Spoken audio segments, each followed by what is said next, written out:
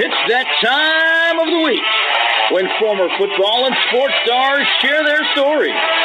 It happens all right here, right now, on Thursday Night Tailgate.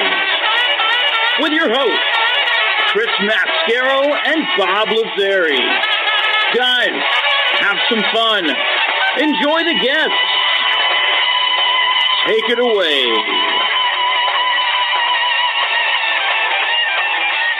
Thank you, Joe. Good evening, everybody, and thank you for coming back and joining us tonight on Thursday Night Tailgate, your home of the NFL Alumni Association and the Gridiron Greats. TNT is brought to you by the great folks over at Kyvan Foods, Coastal Orthopedics, the Louisville Slugger Museum and Factory, and the French Lick Resort. I'm your host, Chris Mascaro, and tonight my co-host, Bob Lazzari, and I have 5 great guests that we're looking forward to sharing with you tonight. First up, we're going to get a return visit from former Redskins All-Pro defensive back Mike Bass. Mike is forever linked, with former Dolphins kicker Garo Yepremian for his interception return for a touchdown back in Super Bowl VII. What most people don't know is that Mike and Garo played together with the Detroit Lions and were pretty good friends prior to that play. And we'll have Mike retell that story, plus get his thoughts on his alma mater, the University of Michigan, and the Redskins for this upcoming season, plus a whole lot more. Mike's going to join us here about 15 minutes from now. Then former Patriots Pro Bowl running back Tony Collins. Tony joins us every single week here on Thursday Night Tailgate. He'll be back in his regular time slot at the bottom of the hour. We'll talk to Tony about Bill Belichick's legacy. For that matter, you might as well throw in Tom Brady's as well. In the shadow of Spygate and Deflategate, how much does he think that's going to haunt those two over the course of history? So we'll talk about that and a whole lot more when Tony is with us at the bottom of the hour. Return visit from Dr. Stephen Novicky. Doc has been a great friend of the show since very early on. He is the founder and inventor of shock strips. We say all the time here on this show, those things should be mandatory on every football helmet because they reduce the level of impact on helmet-to-helmet hits. We'll get an update on the latest developments with shock strips and with Doc when he joins us a little bit later in the hour. We'll kick off hour number 2 with former Titans and Rams linebacker Will Witherspoon. Since retiring from the NFL a couple of years ago, Will has become a sideline reporter for ESPN Radio covering the Rams, so we'll get his insights on the Rams for this upcoming season. We'll also talk about his alma mater, the University of Georgia, and what he expects from them under first-year head coach Kirby Smart, and a whole lot more when Will joins us at the top of the next hour. And then we'll round out the show by catching up with another one of our favorite guests here on the show, and that's former Cardinals Pro Bowl linebacker E.J. Jr. We've really enjoyed getting to know E.J. over the last few years. He's always such a great guest. He's on the ballot this year for the College Football Hall of Fame, and as a voting member, I'm proud to tell you that I voted for E.J. this year, so we'll talk about that. Plus get his thoughts on his alma mater as well, the University of Alabama. We'll talk more about his playing days there and with the Cardinals and the Dolphins, plus his coaching days now at Delaware State. So EJ is going to join us about 90 minutes from now. So we've got a lot of good friends back with us tonight on Thursday Night Tailgate. We're going to have a whole lot of fun. So sit back, relax, let us take your mind off everything else going on in your life for the next couple of hours. Start things off like we always do here on TNT, and that's by going up to Eastern Connecticut, the home of my good friend and co-host, Mr. Bob Lazzari. Bob, how are you tonight, my friend? Good evening, Chris, and I heard you're trying various ways to stay cool down there. Is that correct? Indeed. I tell you, here in, they don't call it Hotlanta for nothing. As we were sharing off air, I had the privilege of playing with my father up in his member guest this past weekend up in just outside of Chattanooga, where afternoon saw about 97 degrees. So if I had a chicken, a raw chicken or something, a little rosemary, I could have roasted us a chicken for dinner while we were out playing off the back of our golf cart. Hot one up there, hot one here in Atlanta all week long. I tell you, Bob, we talk a lot about the weather here on the show when we kick it off, but no rain for a very long time. Every once in a while we've gotten a sprinkle, but at this time of year we're typically looking at afternoon thunderstorms because of the heat, but we've had absolutely no rain, no relief really. We got rained on actually in the golf tournament last weekend, about an hour rain delay as a pretty big thunderstorm came down, but here in Atlanta we haven't had much. And I got flowers and plants and all that stuff in the yard out back that I got to drench every night because it's tough to keep them alive when we got this kind of heat. It's crazy, Chris.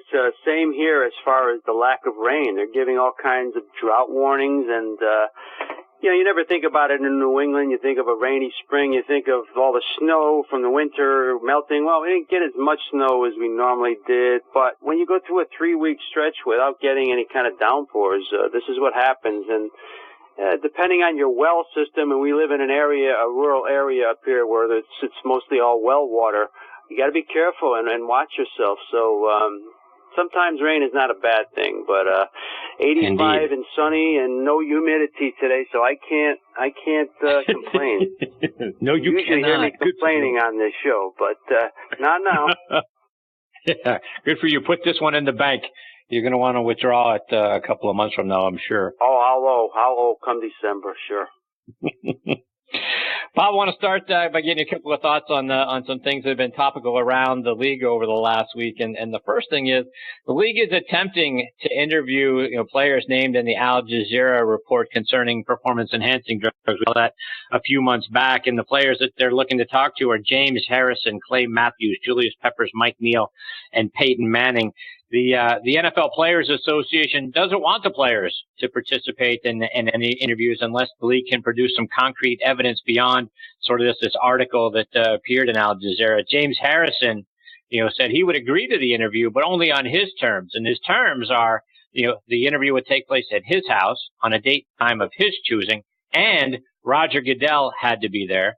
And since Peyton Manning he's no longer an active player, so he's not obligated at all to participate in the interviews. But the NFLPA is afraid he's going to, since he actually called for the investigation into the report. You remember months ago because he angrily denied the accusation. So the NFLPA is worried that Manning cooperation could put the other 4 players in a very difficult public perception situation if they decide not to do the interview. So Bob, my question to you: we sort of all along, right? Come clean now. If you're guilty, or innocent, because, eventually the truth's going to come out anyway. If you cry to the heavens that you're innocent, and then, the truth comes out, then,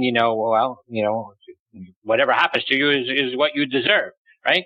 So, but if you're guilty and you're guilty, just say so. And, we're a very forgiving society. If guy says, you know what, hey, you got me. This is what I did. Here's why I did it. I'm really sorry about it. I'll never do it again kind of thing. And then you keep your nose clean. It's in the news today and forgotten tomorrow, right? For all the guys on the baseball side, through the steroid era, right? Andy Pettitte is probably one of the guys that gets, the least amount of grief for whether he did HGH, many times or the, couple of times that he said he did. He at least came out and said, yeah, you know what? I did it. Here's why I did it. I was trying to get back, blah, blah, blah.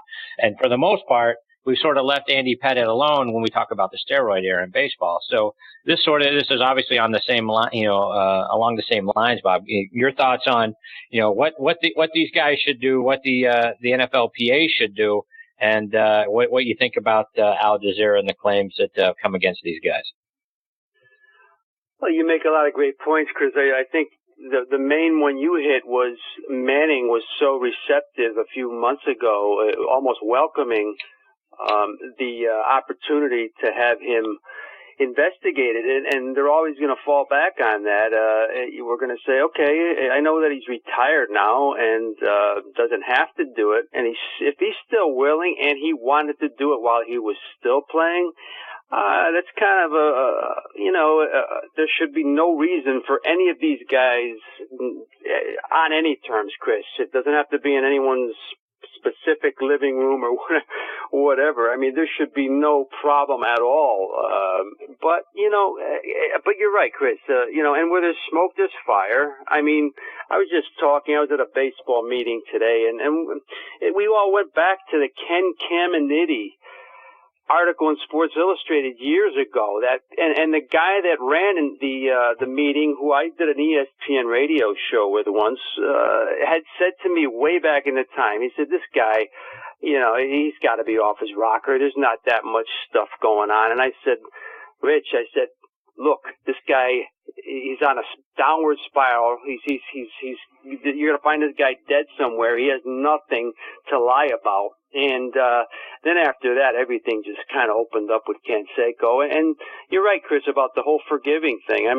Look at guys like Ortiz and They became, especially here in the Northeast, two of the most beloved athletes around after the so-called steroid scandal. So you're right. I mean, if there's smoke, I mean, look, do any of us think that there's no steroids going on in the NFL? These are just happen to be 4 or 5 guys mentioned. I mean, are we that stupid that these guys are that fast and that big and that strong? I mean, let's face it. I mean, again, I agree with you. Come out clean, get it out there.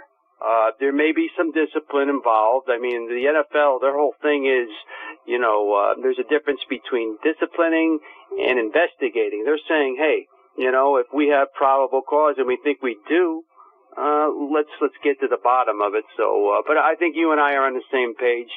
Come out clean. It's never going to be clean, but, if you did something, you'll be forgiven very shortly, right?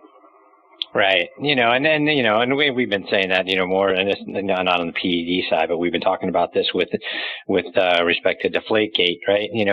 If Tom Brady had only said, you know what, you got me. Hey, I told the guys to, let out a pound. I like the ball a little softer. That's just my preference. I didn't realize it was a big deal. I didn't really realize it was against the rule, that there was a poundage, that it had to be between 12.5 and 13.5. I told them to let out a pound. My bad. I'll never do it again. You know what? We've said it all along. If he got a game, that would have been a lot. And everyone would have moved beyond it. No big deal. But you know what? I didn't do it. The cell phone, and now it's been going on for a year and a half, and we're practically at the Supreme Court level here, and it's just another thing you add to the pile of things, and we'll talk about this a couple of times tonight, probably with Tony and with Will Witherspoon. But, just another thing that sort of, adds to the cloud that sort of hangs over the legacy of Belichick and Brady and the Patriots Super Bowl trophies. But, you hope that, if and I'm hoping really if James Harrison did it, I mean, obviously I'm a homer with the Steelers, but, hey, come to my house, come on my terms and all of that sort of thing. That sort of implies to me that he's got something to say, right? Hey, you want me to interview? You want me to talk about it? All right, cool. Come to my house, and you have to be here, and it's going to be on this day and this time, and I'll tell you the story. So hopefully there's a story to tell, and he tells it, and it's out in the open, and away we go. Everyone just, if you're calling this, grandiose sort of thing, and you want to put out terms, and then all you're going to do is go, I know I didn't do it. Come on. It's so just like our society in general. Everything is denial now, Chris, and trying to cover your butt. But you're right. I mean, that New England, the Deflategate, no matter what side you're on, whatever, it was the most horrible public relations move I've seen in a long time by any sports team. As much respect as I have for the organization, they're right up the road here. Horrific. Like you said, I mean, Brady could have came out and said, and we'll get more to this, hey, I did not really know the rule. If that was true, I mean, he could have been lying there, but you say it anyway. I didn't really know the rule. I prefer the balls a little less deflated. It's easier to throw. Blame me. Let's move on. Guess what, Chris? We're not even talking about this tonight. Right. Yeah, that's exactly right. Bob, the other thing I wanted to get your thoughts on is the idea that the players, reporting later on in the year as having, and having more time away from, the team's facilities and the training camps and all that sort of thing is actually leading to more injuries instead of less. It's something we've heard some teams and some players talking about since the new collective bargaining agreement went in place, from the weight room workouts to conditioning drills and nutrition programs. According to one NFL executive, players get hurt more because they can't train or eat at the facilities and they're not supervised until later in the year. Typically, they would be back in there around March. Now it's April. It's not enough time, this one guy was quoted as saying, to get a player to be better. And, when you look at the second phase of OTAs, players are only allowed to be in the team's facilities about 4 hours a day. So under the CBA rules, you have 4 hours to lift, to watch film, to, do your structured on the field activities. There are no helmets, no pads, no competition, no hitting. So it's a lot of stuff sort of squeezed into a short span of time. And players are complaining that, the process is feeling rushed. So they also interviewed a linebacker. Again, they're kind of keeping, the players' names out of it at this point, but they interviewed a linebacker who remarked that they don't have enough time now to get their bodies where they need to be. Guys aren't really fully ready because they are pushed, to be, a part of the, these off-season workouts that, hey, they're condensed time. They're not a bunch of them. And that's why we're seeing higher injury rates. So, Bob, it's sort of an interesting concept that the less amount of time that the guys are in camp and are, being competitive and doing all the things that they used to do, 10, 15, 20 years ago, now they're saying that is actually to blame for why we're seeing more injuries. Your thoughts on that? Wow. And we've talked to so many guys about this, Chris, as far as their bodies taking beatings over the course of the season, how rough the game is now. If you talk to some of the, I want to say, some of the more old-timer type guys, they'll probably tell you that, there's not enough hitting going on now. There's not enough time. They need more time to, let's say, acclimate to the NFL and how tough it is. We've talked to guys that say to us, the game is so rough, your bodies just take a beating. Now, we know a lot of these guys, Chris, they have their own personal trainers. They have their own strength and conditioning coaches. In a way, you can see that, maybe 30 days shouldn't be a big deal, nutrition-wise and everything. That shouldn't be. If you're a pro athlete, maybe that shouldn't be in the equation. But then you look on the flip side, Chris, and I think especially about quarterbacks and things about these complicated offenses and all that these guys, especially the young guys, have to learn over the course of a 16-game season is phenomenal. And giving up 30 days of that, that's incredible. I mean, it's almost like taking, a college schedule and not showing up for class for like 8 weeks and expecting to do well in a course, Right. Because there's such a big learning curve. So, in one way, I get it. They said if you're not used to the hitting, Chris, when you do get hit pretty good, you're not going to react to it that well. Then again, you want to limit injury risks by too much happening. And how many times have we seen guys go into a season hurt? That's never good. I think it depends on the athlete. They're all different body types, Chris, all different as far as their own personal training. These guys pretty much know, I would think by year 3, what needs to be done on the off season and how much hitting needs to be done. Maybe they should take it on a player-by-player basis, but it is a fascinating topic, and I think it's going to be always controversial because these guys are so much bigger and stronger than they ever were. No, all good points, Bob. Yeah, it is going to be interesting to see, as they continue to track these sort of things, I'm sure over the next couple of years, and then CBA is in place anyway. So nothing's going to change, anytime soon, but it will be interesting to see how things shake out and then, what changes end up coming about as look at the next, collective bargaining agreement in case, unless they want to try to open something up. I would imagine if you could show substantive data where we've got more injuries now, it would be in the player's best interest to take another look at it. But, CBAs are CBA, so it'll be interesting to see what ends up coming out of it. Yeah. Bob, any updates on guests for you and Tony D'Angelo on your show Monday Night Sports Talk? Next show is 7/11, Chris. Just nothing in stone yet. Again, we usually start planning maybe a week before or whatever, but I'm sure we'll come up with some kind of basketball. We go by seasonal, but depending on the guest. But we'll probably get some baseball people in here. We got a lot of minor league stuff going on now, local stuff. It's just a matter of just picking into the pile and pulling out some good stuff, as you know. So absolutely, that should be happening pretty quickly. All right. Again, be sure to check out Bob and Tony on their show Monday Night Sports Talk. You can stream their archive shows by going online to mondaynightsports.net. All right, everyone, like we do here every week on Thursday Night Tailgate, we want to send out a big hello and an even bigger thank you to our military personnel that are listening in around the world on the Armed Forces Radio Network. We can't say thank you enough for doing what you do to protect all of us and our way of life. For everyone else listening in, thank you so much for doing so as well, and we hope you'll join us in thanking our brave men and women serving to protect our freedoms and our liberties in every branch of the military service. If you happen to see a member of our military, whether it's in the airport, in a restaurant, or just sort of out and about in your daily life, please Stop for a moment and tell them thank you, are our real heroes. We also want to thank our veterans for your service and the sacrifices that you and your families have made for us over the years. Big thank you as well to Sean Cruz and the wonderful folks over at the Armed Forces Radio Network. It is an honor for us to have Thursday Night Tailgate as a part of your network. You can find our show by going to armedforcesradionetwork.org. And veterans, please continue to check out globalvoiceforveterans.org, a great site with news and articles that are geared specifically for you. You're going to find them very interesting and beneficial to you. Again, globalvoiceforveterans.org.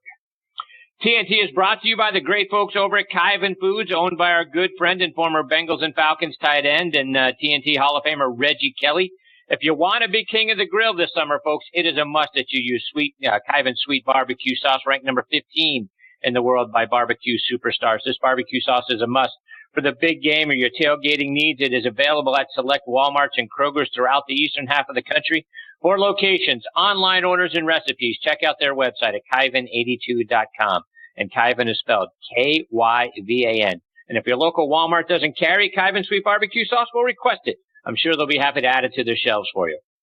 TNT is also sponsored by Dr. Peter Candelora and the great folks over at Coastal Orthopedics. Folks, if you're dealing with joint pain, whether it's in your shoulders, in your elbows, your hips, your knees, your feet, stop doing nothing and start doing what the gridiron greats do to get relief. Contact Coastal Orthopedics. They can get you back to enjoying life. For more information, you can find them online at bone-dr.com.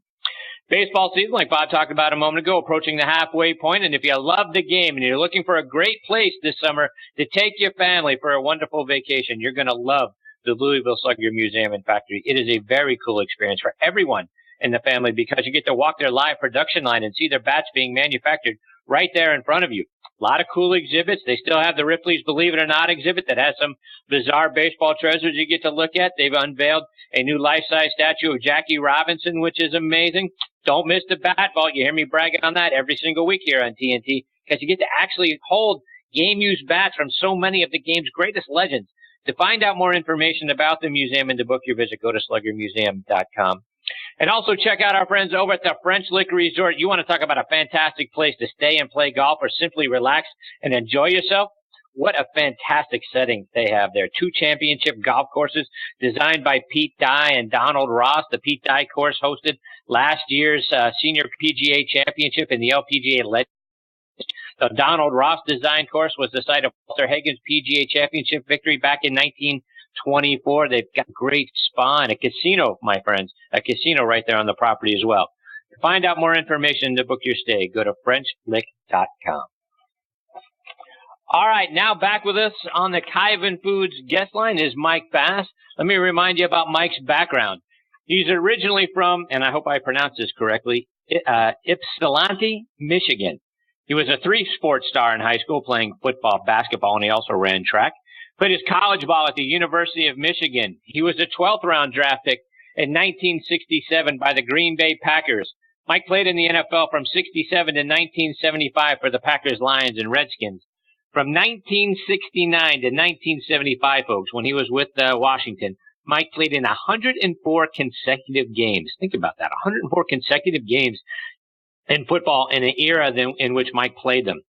In 1974, he was named All-NFC. Over the course of his career, he had 30 interceptions, 6 fumble recoveries, and he scored 3 touchdowns. He was a member of the Redskins team that played the undefeated Dolphins in Super Bowl VII. He famously returned Garo Yepremian's batted fumble for a touchdown. In 2002, Mike was named one of the 70 greatest Redskins of all time. And fans of the 1968 movie Paper Lion may recognize Mike for his role in that movie. And for everyone out there who thinks that Deion Sanders, Richard Sherman, or Darrelle Revis are the greatest cornerbacks of all time, let me give you this stat. Mike started in 84 games and appeared in well over 100 over the course of his career, and he allowed just 8 touchdown passes over the course of his career. 8. So before anyone goes crowning the best defensive backs of all time, you better take a look at Mike Bass's record. And we're thrilled that Mike Bass is back with us again tonight here on Thursday Night Tailgate. Hey, Mike, Chris, and Bob here. Thanks for coming back on the show. Hi, Mike. Well, Chris, I thank you for inviting me again. It was a great experience then, and I'm really, really happy that you extended me another invitation. So, Mike, I wanted to start our time out tonight by talking a little bit more about your relationship with Coach Vince Lombardi. And like I mentioned in your intro, you were drafted by the Packers, and then when Coach Lombardi left Green Bay for Washington, you ended up going there with him as well. So, if you don't mind, talk a little bit about how that came about, going from Green Bay to Washington, and your relationship then with Coach Lombardi. Well, when I came out of Michigan, the Packers had drafted me, and of course the mystique of Coach Lombardi had already been established. And when I went to Green Bay, as a 12th round draft choice. At the same time, one of my teammates at Michigan, John Rouser, was also drafted by the Packers. And it was he and I who battled for that last spot on the roster. And at that time, they had really 3 All-Pros in their defensive backfield. Herb Adderley, Willie Wood, and Bob Jeter. So it was kind of nip and tuck for both of us. And we did the very, very best we could. And I was cut, the last cut. When it was so very difficult to get picked up by anyone else. But I recall that Coach Lombardi called me into his office and he said, Mike, you can play in this league. And that was all that I needed. I just needed an opportunity. I was lucky enough to be picked up by the Packers, or by the Lions. But that was really a wasted 2 years for me, and I couldn't wait to get away from the Lions. And when Coach Lombardi came out of retirement, he remembered me and asked me to come to Washington. And the rest of it is history. I think the first or second day in training camp, he put me in as a starter, and I was there ever since, even through the period of time when George Allen was there. So it was really lucky, and I really feel privileged to have been remembered by Coach Lombardi. And fortunately, he passed away after that first year. But I also feel pretty good that George Allen thought enough of me to keep me around as a starter for the remainder of my career. It's just a great opportunity. I had the opportunity to play with 2 of the finest coaches that have ever coached in the NFL, Coach Vince Lombardi and George Allen. I might add, though, that my defensive backfield coach at the University of Michigan was Don James, who went on to be very, very successful at the University of Washington. And Don actually coached, I believe, Warren Moon. So I have to admit that I've had some great, great coaches who taught me a lot about football and taught me a lot about myself. And Mike, you mentioned the couple of years you were in Detroit, and as I talked about in your intro, you're sort of forever linked with Garo Yepremian. And what most people probably don't know is that you guys played together when you were with the Lions, and you guys became friends. So sort of long before that play ever happened, you guys had played with one another. You mind sharing that story? Yes. Garo and I were with Detroit at the same time. He was going through many of the things that I was going through, complete and total frustration. And so we both jumped at the chance to get out of Detroit, and that team, they were just perennial losers. And he went to Miami, and I went to Washington. And down through the years, during our playing time and even afterwards, we had maintained contact, and we were great friends. He was just a great, great man. Unfortunately, we lost him a year or so ago, and I do still miss him because I would talk with him several times during the course of the year, and just a great competitor, and Garo and I had done a number of engagements together. We'd done some Super Bowl work together, and of course we are joined at the hip because of that one play. Mm-hmm. Questions for Mike? Mike, it's a pleasure to speak with you again. I have some great memories of those Redskin teams, which I'll get to in a minute, but this comes up on almost every show we do, Mike, as far as the all-around athlete, which you were in high school, football, basketball, track and field. And we see so many kids, and Chris can attest, so many kids these days specialize in just the one sport. They're focused on that one sport. I want to ask you, like I have in many other guests, your participation in the different sports, did that make you an overall better football player once you got to the NFL? Oh, I think so. Every time you take on a different sport, you're using different senses, you're using different muscles, and overall, you can't help but have better development of your body in order to go through the rigors of playing professional football. But like you said, the playing different sports prepares you for a lot of different situations and circumstances, and you don't realize it at the time. And it does take some time to hone your skills. And you just can't do it, I don't think, in just playing one sport. And fortunately for us who played different sports, particularly in high school, it opens up the opportunities. Quite frankly, although I wasn't tall enough to be any decent basketball player, it helped with my quickness. It helped with my one-on-one challenges. And actually, during the summer, I was a catcher and got some interest from the Giants as a catcher.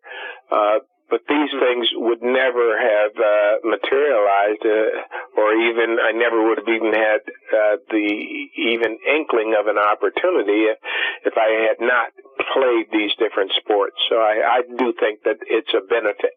It really is a benefit, because if you're doing the same thing all the time, there is muscle fatigue. And when you're using the same muscles all the time, the other muscles are not getting used. So I do think it's important, and I think it helped me particularly when it came to making a roster and having to cover some of the best receivers that have ever played the game. I just was very, very lucky, but after all, luck is really when preparation meets opportunity, and I really believe in that. Mike, you mentioned George Allen. I think we talked a little bit last time about this man, and as much as a Hall of Famer could be underrated, I think he is as a coach. Here's a guy that never finished under 500. I think his worst year was 8-6. But you look at his record, it's just phenomenal. And I remember I was very young watching him with the Rams and then, of course, with the Redskins, but had so much enthusiasm, but it was an incredible innovator. I remember the spiritual advisor on the sideline. The guy was amazing. He did things his own way. Tell us a little bit more about some of the quirks about such a great coach. Well, George, first of all, like Coach Lombardi, he loved his players. And more than that, he respected those players, and he gave us an opportunity to be ourselves and have some input. And your great coaches are coaches who know that they don't know everything. And when it came to the Redskins and his being the coach, he created that veteran team by bringing in many of the old Rams and exposing us to a type of football, the old Redskins, exposing us to a type of football that really we had never, ever experienced before. The emphasis was on defense. The emphasis was on team defense. The emphasis was on team. I see a lot of the teams now where the emphasis is on an individual player, the shutdown corner. You know, you have to ask yourself what happens when that shutdown corner is not able to shut down whoever he's supposed to shut down. And so having a team defense in which it's coordinated, and when you do have coordinated defenses, you don't necessarily have to have the quickest or the fastest or the best athletes. Having a veteran team, you don't have the mistakes that you normally would have as well. And I was one of the young fellows on the team, I believe at 27, 28, 29 years old. And he made my career. Coach Lombardi gave me the opportunity and pushed and gave me the confidence, but it was George Allen who taught me football. We are talking with former Redskins All-Pro defensive back Mike Bass here on Thursday Night Tailgate. And Mike, just a couple more before we let you go. And you talked about, you know, the great coaches that had an opportunity to play for. But when you were with the Redskins, you played with a couple of guys who went on to become really good coaches in their own right, and guys like Richie Pettibone and Jack McCarthy. Talk about what it was like playing alongside those guys. Well, again, we go back to the ability to Coach George Allen having the confidence to accept suggestions by veteran football players. Pardee was one. I played with Chris Handberger. I played with Kenny Houston, Sonny Jurgensen, Sam Huff. These guys had an input into what we were doing, particularly Chris and Jack Pardee. I just can't thank them enough for giving us the benefit of their knowledge. And our defense was a very, very strong defense, and it was a defense that was predicated on turnovers. Fooling the quarterback, getting sacks, scoring on defense. All of these things contributed, and it was the team that won these games, not a particular individual. I don't consider myself a tremendous athlete. I never did. I was a part of that wheel that made everything work together. And again, I played right next to Kenny Houston and Brig Owens, and Chris Handberger and I were all on the same side. And so when you play coordinated defenses, there are no weaknesses. If teams try to exploit what they consider a weakness, we had the opportunity to make adjustments, and that turned into one of our strengths against those teams. And if you ask any of the teams that we played against, I think they would really give you the same answer. It was tough, and of course we won. We won, and we had the camaraderie.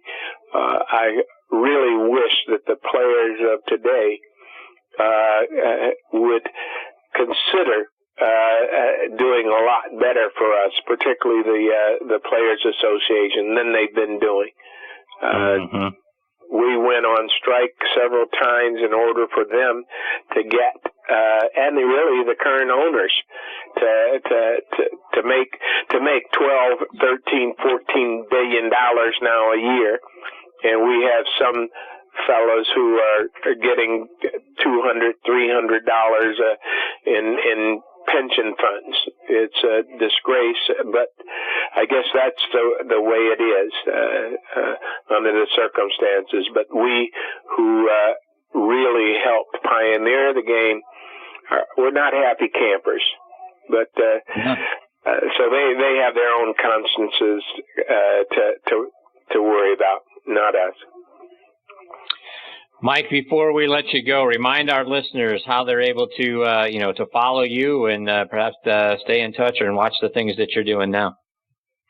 Well, I have two websites. I've got a personal website, which is www.mikebass41.com.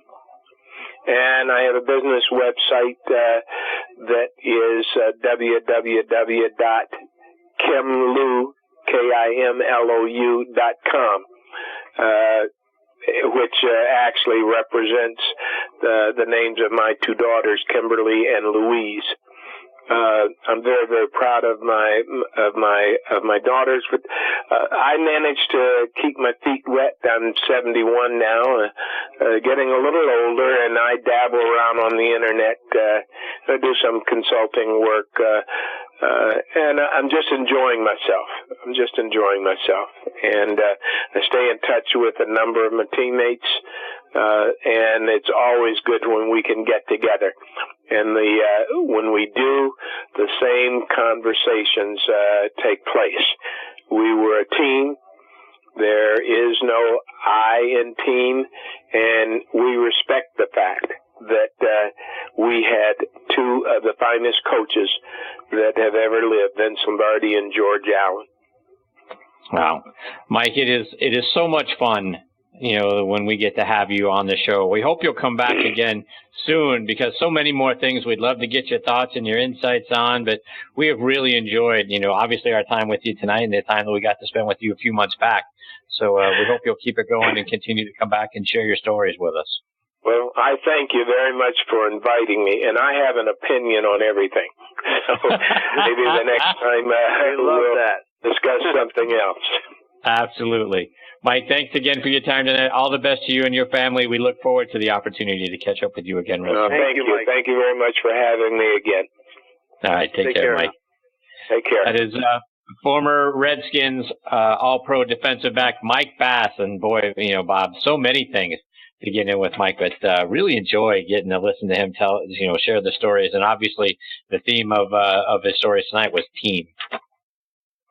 Oh, yeah, and how much he loved George Allen, and what an innovator. Again, I think he was one of the more underrated coaches ever. But, when you think of Mike Bass, you just think of those 70s, the Redskin teams from RFK, Chris. That's when I basically grew up on that kind of stuff, watching that era. And he was a great football player, and, he got his degree while he was at Michigan. And he went on to be a very successful businessman, teacher, etc. And you could tell just by the way he talks, has had a great life, and look forward to talking to him again soon. Yeah, absolutely. And sincerely, folks, when you want to talk about some of the greatest, defensive backs of all time, you really need to check out all the things that Mike Bass did. 1971, 8 interceptions. He had interceptions in 4 consecutive games, as a matter of fact. So it's hard to find a defensive back that was any better than Mike Bass. All right, we've got our next guest hanging on the line, and he is now back with us on the Kyvan Foods guest line a little bit later than his weekly time slot. That's just because we, fortunately had some extra time with Mike Bass, and I hope Tony will forgive us for running a little bit late. How are you tonight, Tony? Hi, Tony. How you guys doing? I'm doing fantastic. That's good news. So, Tony, I want to get right into it. One of the things that Bob and I were talking about at the top of the show, and we're going to talk about this a little bit later tonight when Will Witherspoon joins us, but I wanted to get your perspective. When we look out at the legacies of Bill Belichick and Tom Brady, how much are the clouds of Deflategate and Spygate do you think are going to take away from the legacy and the things that they've accomplished? I don't think it will take away at all, especially if you're a Patriot fan. Well, of course not. But I can't see that having a dark shadow over their legacy at all. I mean, one of the things that you have to look at with Brady and Belichick is all the winning seasons. One thing that I look at the most is how they did it, the way they did it, as far as the personnel. I mean, there's a lot of seasons where Brady didn't have the best offensive lineman, he didn't have the best receivers, didn't have a running game, a lot of times I mean, you know, back in the day, if you didn't have a running game, you weren't going to get to the Super Bowl. You weren't going to get to the Super Bowl without a great defense. And there was always, it seemed to be always something that we lacked every year that we had winning season. It was either we didn't have a running game, or we didn't have a great receiver, or we didn't have a great defense, or we didn't have a good offensive line. But we always win, and that's one of the things that you have to look at as a player. As somebody that, you know, who knows football and knows the ins and outs of football. You know, usually you got to have the whole package to get to the Super Bowl time and time again, like they've done. So I really can't see it having too much of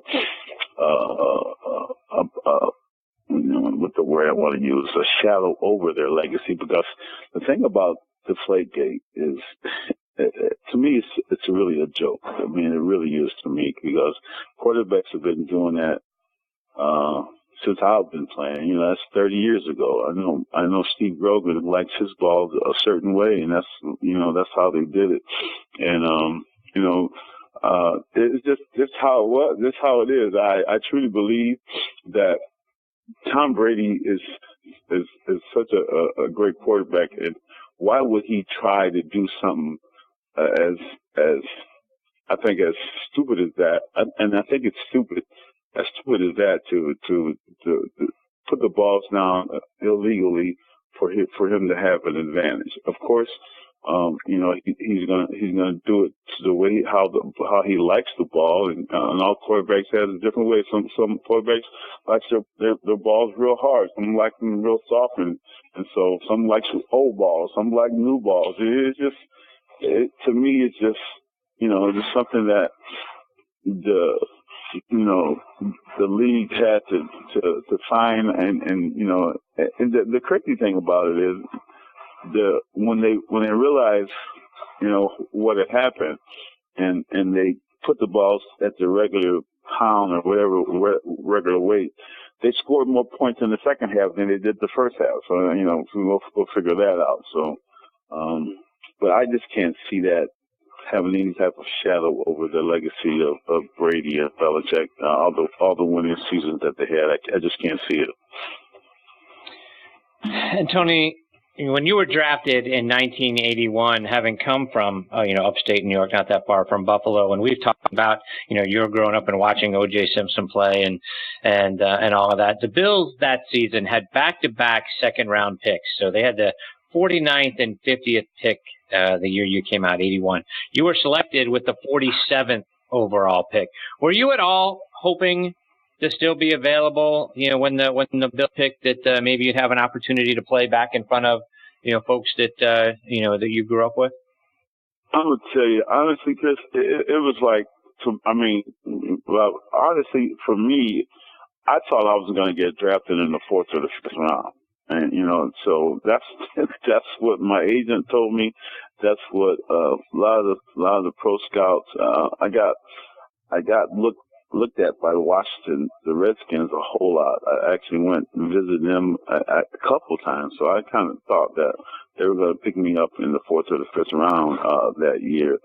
So I was really just looking towards the 4th or the 5th round. Of course, I was watching the draft, and you know, it was pretty exciting watching the draft because I went down to the combines and everything, and met some of all the great running backs and the great, you know, the linebackers that came out that year. It was a good draft with running backs and linebackers. Lawrence Taylor came out that year. E.J. Jr. It was a bunch of good athletes. I think Freeman McNeil came out that year as well. And when I was actually watching when the Patriots, right before the Patriots picked me, the camera goes to the Patriots table, and the guy at the Patriots table writes down the name Anthony Collins, and I was like, is there another Anthony Collins in this draft? And as soon as, I'm seriously, I mean, that's exactly how it happened. And as soon as I said that, I get the phone call from the Patriots and being drafted in the 2nd round. I had no idea I was going to get drafted that high. I really didn't. Wow. You know, and so it was pretty exciting. But let me tell you, to be honest with you, I don't care what team drafted me. I just want to get drafted. Bob, questions for Tony? Hey, Tony, I wanted to talk to you tonight about all the work you do with youngsters, and there's such a fine line, Tony, about kids and their dreams and what they want to do as far as athletically, because when you're talking to youngsters, Tony, it's pretty much to them, it's all about athletics. You know, I'm going to be that next Tony Collins. I'm going to be that next guy that can make it to the pros. And you have to kind of walk a fine line because you got to be straight with these guys, but you don't want to totally discourage them. I mean, it's tough, you know. And I talked to a local coach the other day, Tony. He coaches baseball here. And there's actually a sign that some of the parents and coaches came up with in this town. It went along the lines of, your kid is not going to be the next Mike Trout. Your kid is not going to probably get a scholarship. Don't live through your kid and enjoy the game. It was something along those lines. I thought in a way it was good. In a way, you don't want to discourage kids. But when you talk to these kids, Tony, it must be, you have to probably put the emphasis on more on education than this kid's going to be the next NFL running back. Oh, absolutely. One of the things that I relate to the kids, especially if I'm talking to a bunch of athletes. One of the ways that recruiters and coaches look at athletes is that, you know, if you got two kids that run a 4.5 40, okay, both kids run a 4.5 40, both have the same almost athletic ability. What the coaches and what the recruiters are going to go after next, well, not next, but the thing that they're looking at is now the character in that kid. And how they judge the character of that kid is how high is his GPA. So if one of those kids that run a 4.5 40 has a 3.2 grade point average, and the other kid has a 2.8 grade point average, they're going after the 3.2 grade point average every single time. And that's one of the things that I try to relate to these athletes, is that your education is almost not just as important, as more important than your 40 time. Because if you have a 4.0 grade point average, these coaches and these recruiters, they're thinking this kid has character because he keeps his grades up. And if I got a kid that runs a 4.5 40, and I got another kid that runs a 4.6 40, just a little bit slower, but that kid that has that 4.6 40 has a 4.0 grade point average, this kid has character, and I'm going after him. I can get him faster. I can't do anything so much to help his character, but I can get him faster. But now he already has the character level that we want. And so that's the type of thing that we relate to these kids. Now there's going to be athletes that have great athletic ability. I mean, super athletic ability, and if they have a 1.8 grade point average, and I tell them all the time, you can run a 4.3 40, and we love speed, man. But if you have a 1.8 grade point average, all you're going to be is fast, and you're not going anywhere. And so it's so important that they understand that part of it, because if they don't understand, and a lot of kids think, well, I'm a great athlete, so everybody in the country is going to be after me. Well, if your grades aren't up to par, you're going to have to go to JUCO, you're going to have to take the long route, and you might not make it because of your grades. And so it's so important that they understand that part. And at the same time, I tell my story to them and let them know, man, you know, if I can come from a family of 16 in a small town, and you know, nobody figured that, you know, nobody from my high school has ever gone on and played in the NFL. All my brothers tried, none of them made it. But I believe that I could make it. You know, if you have the athletic ability and you work your butt off, and you do the things that you're supposed to do, you make good choices. I mean, it's out there for you. But the most important thing right now is that you make sure that you get your grades up, because that's how you're going to get that's how you're going to get that scholarship. That's how you're going to pave your way to let these recruiters to go after you, because they think because they don't know what your character's like, and how they judge character now is how high a kid's GPA is.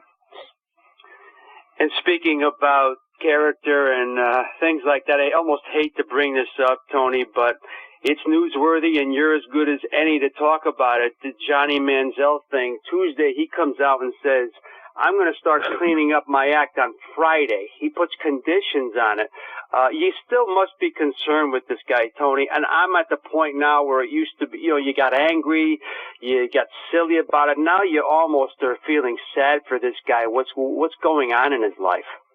Yeah, it is sad, Bob. I tell you, man, a kid like that, I watched him in college, and, he reminded me a lot of Doug Flutie, how, way he did things, and then, you hear some of the stuff that was going on, off the field, and, you're hoping that, he could turn this thing around. But it just seems like that he's not able to do it on his own. And I think most importantly right now, he needs to get his life straightened out. Football is a game, and he can get out there, man, and just do something stupid, have an incident, and his life can be taken away from him. So it's really sad, man. You see guys all the time who would love to be in his position. I mean, great people, great guys, work hard, but don't have the athletic ability that he has, or the chances or the opportunity that he has. And he's just, all that talent that God has given him, he's just it's just dwindling away. And it's really sad, it's really sad. And you think about, what is it, why is it like that? There's a few things, his surroundings, people that he's surrounded himself with, just the choices that he's making. I'm almost at a point now that I don't think he understands, how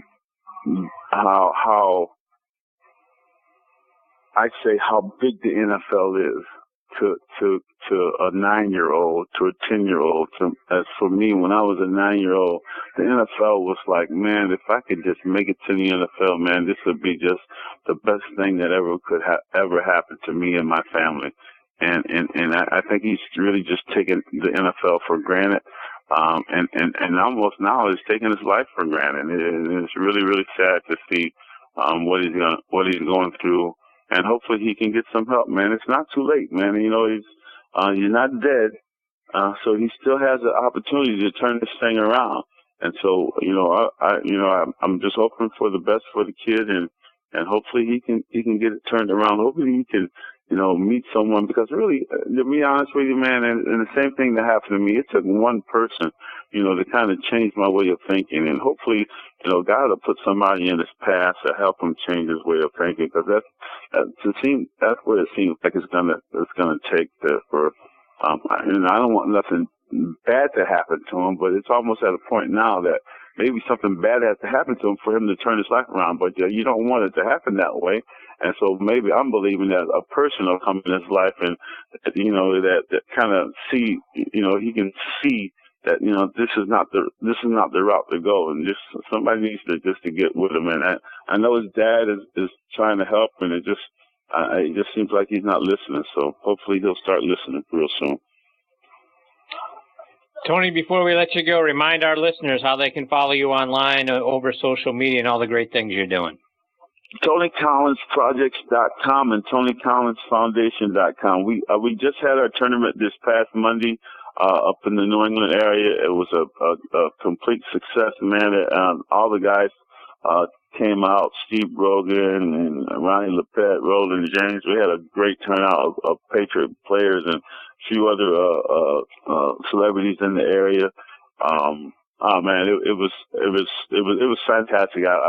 For the very first one, you always want the first one to be a good one. You want the golfers to enjoy it, and they did. They got great feedback, and they can't wait for next year and try to get Bob, you and Chris to come up as one of my celebrities next year. So we'll see what. Yeah, try next year. see what we can do about that. We appreciate that very much. And then we're doing. I got 2 more tournaments coming up in the July. So I'm all excited. Things are going great. We're giving out money to these kids and helping these kids get into college. And I just got through talking to a kid today, man. I got to share this with you. He was the last one to earn the scholarship, and I talked to him today, and he got on the phone and he got choked up, man. He was so happy, and it's a kid he's going to a community college, so he's really so excited about it, and man, it almost brought tears to my eyes. So he couldn't stop thanking me, couldn't stop thanking the program, and so those are the things that's real touching to me, to see these kids real excited about their future and going off to college, man. So his life is great, man. Man, God is good, and I'm just living the dream right now. That's fantastic. That's what it's all about, my friend. Tony, thank you so much for joining us again this week. Always one of the best segments of the show is getting to spend time with you. And you like we say a lot, you leave Bob and I with smiles on our faces. So we can't thank you enough for being a part of the show and the great things you're doing, Tony. Thank you guys for what you guys do too, man. You guys do a great job. Thanks a lot. Appreciate it. Thank you, Tony. All the best to you and your family, my friend. We'll catch up again soon. Yes, sir. Take care. That is former Patriots Pro Bowl running back Tony Collins, and you want to talk about spotlight on the positive, Bob? It doesn't get a lot better than the great things Tony is doing for kids all over the place, getting them into college, or at least helping them to pay for college. Yeah, and it seems like our conversations always turn from his days on the football field, and you can see it in his voice, Chris, and his vocation, that he's just so devoted to making people's lives better. It always gravitates in that fashion, and he knows what's important in life, and we're very, very lucky to be treated to that on a weekly basis. That's exactly right. All right, we've got our next guest, Dr. Stephen Novicky, who's been very patient with us and hanging on the line. We're going to get to Doc on the other side of this station identification.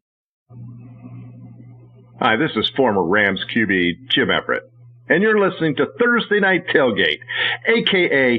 TNT, and it's explosive in here with my buddies, the hosts, Chris Mascaro and Bob Lazari, and we're listening to all this on the Armed Forces Radio Network. So take it away, Ben. And now back with us on the Kaiven Foods guest line is Dr. Stephen Novicky. Doc has been a great friend of the show since very early on. This is his 5th appearance with us, and you've heard us say for years that, organized leagues everywhere need to do more with helmet safety, particularly helmet-to-helmet contact, and Doc's product, Shock Strips, is something that can do just that. He's had some, great advances with his product since he originally joined us a few years ago, and he continues to find new ways to improve it all the time, and we're very excited that he was patient with us, and he's back with us again tonight here on Thursday Night Tailgate. Good evening, Doc, Chris, and Bob. Thanks for coming back on the show. Hey, Doc. Chris and Bob. Hey, how are you guys? Thanks for having me back, and you guys are always worth the wait, so never mind. I appreciate Great, you, Doc. Thanks. So, Doc, I was, back out there checking on your site over the last couple of weeks, and I have to say to folks, the folks in your home state and Ohio continue to do a great job embracing the product. You got 25 teams throughout the state using Shock Strips. I see teams now in Arkansas and Iowa, Indiana, Massachusetts, New York, Pennsylvania, Texas, Virginia, the state of Washington, all using it as well. So talk about the growth of the product and, how we can get, some of my southern states around here on board. Well, it's getting pretty crazy, and we've had a phenomenal season again. I'd like to say that with the latest thing that's happening on my end is the 3-year comparative study that I did, where one of the local high school teams, we had their team wear it for 3 years, and then we took those stats for 3 years and we compared them with the team 3 years prior to them who did not wear the device. And that study is getting ready to get peer reviewed, or actually it's getting peer reviewed as we speak and everything. And I'm glad to say, I wish I could tell you guys the exact outcomes, but the study, not surprisingly, dictates that this needs to be used on a larger mass of people. And for the people who are concerned about the validity of it, this paper says it needs to be tested on more teams or more kids, because we are getting more kids wearing it across the state, and it is taking off. And so it's been pretty fabulous and phenomenal. And a lot of that I thank you guys for, because you've always been big supporters of Shockstrip. So, Doc, I mean, and hopefully you'll come back on when you're able to talk, in more detail, about what the study finds. But, talk about some of the testimonials that you've received from football coaches, again, around the country that have adopted the product. Oh, it's amazing. I mean, the best one to date is I had a dad call me, and his son had several issues with helmet-to-helmet impacts, and he was thinking about giving up his senior year. And one of the big problems was he was having a lot of, like I said, problems with the situation. Even just before he was taking a lot, there was just issues with it. And he thought about quitting the senior year. And the dad buys a set of them for his son. And I said, look, I can't promise you anything, but please call me on Friday night and let me know what happens. Well, it's 9 o'clock, it's 10 o'clock, it's 11 o'clock, it's 11:30. I'm getting nervous now on a Friday night, 11:30, going, this guy didn't call me. Did something happen? Well, he calls me up at about 11:45 and he's crying. And I'm like, oh my gosh, I'm like freaking out, because I'm going, did something bad happen to this kid with these on? And he was crying because they had just spent the last 2.5 hours after the game with the family. They were so thrilled because he said his son was really worried that he wasn't going to be able to play his senior year. And after the first series, he said his dad told me, he said he could see his son taking some pretty heavy impacts from that, and he thought he was going to come off the field and wave it off and say, I'm done, no more. My head's not going to take this anymore. And I guess the dad said he came off the field, he lifted up his helmet, and he had a big smile on his face, and he gave him a big thumbs up. So here I am. He's crying. Now I got tears running down my face. So, but it's because first of all, it was tears of happiness for him and tears of relief for me, because I'm thinking, oh my God, something happened.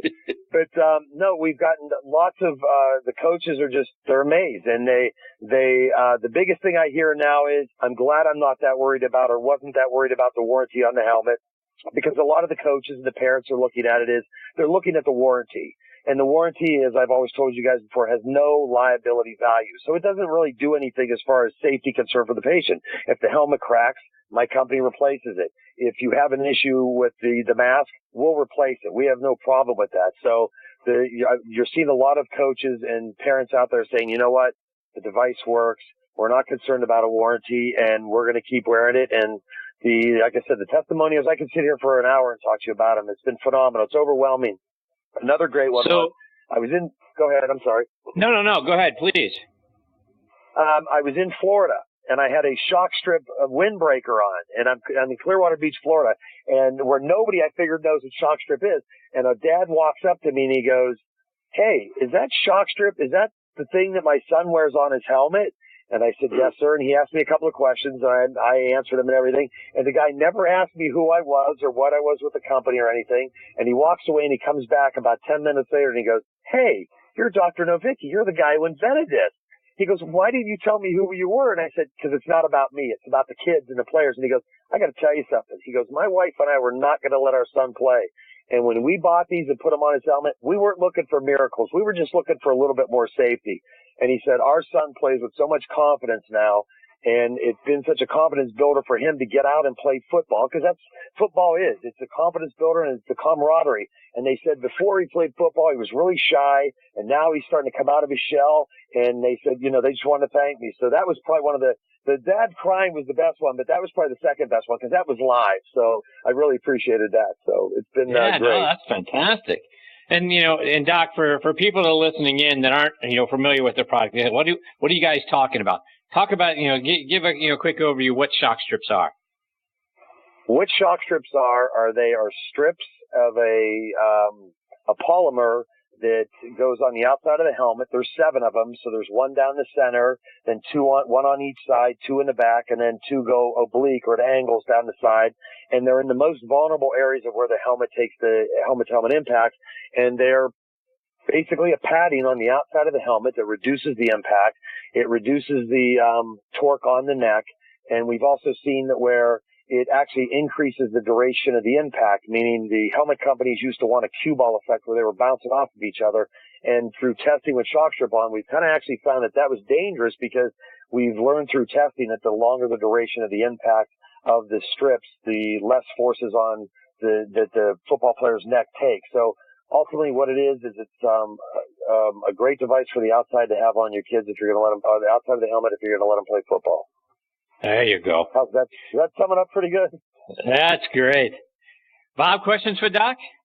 And Doc, I have to give you so much credit because I know you got into this because of the serious nature of it. And I was looking at some of the numbers that had been thrown out there in previous articles.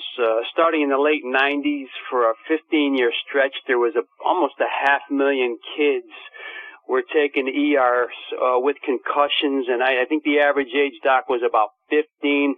To me, and that's just the ones that were reported, at the age of 15, and you figure if these kids probably had a couple more concussions by the time they hit 18, Doc, isn't that kind of devastating?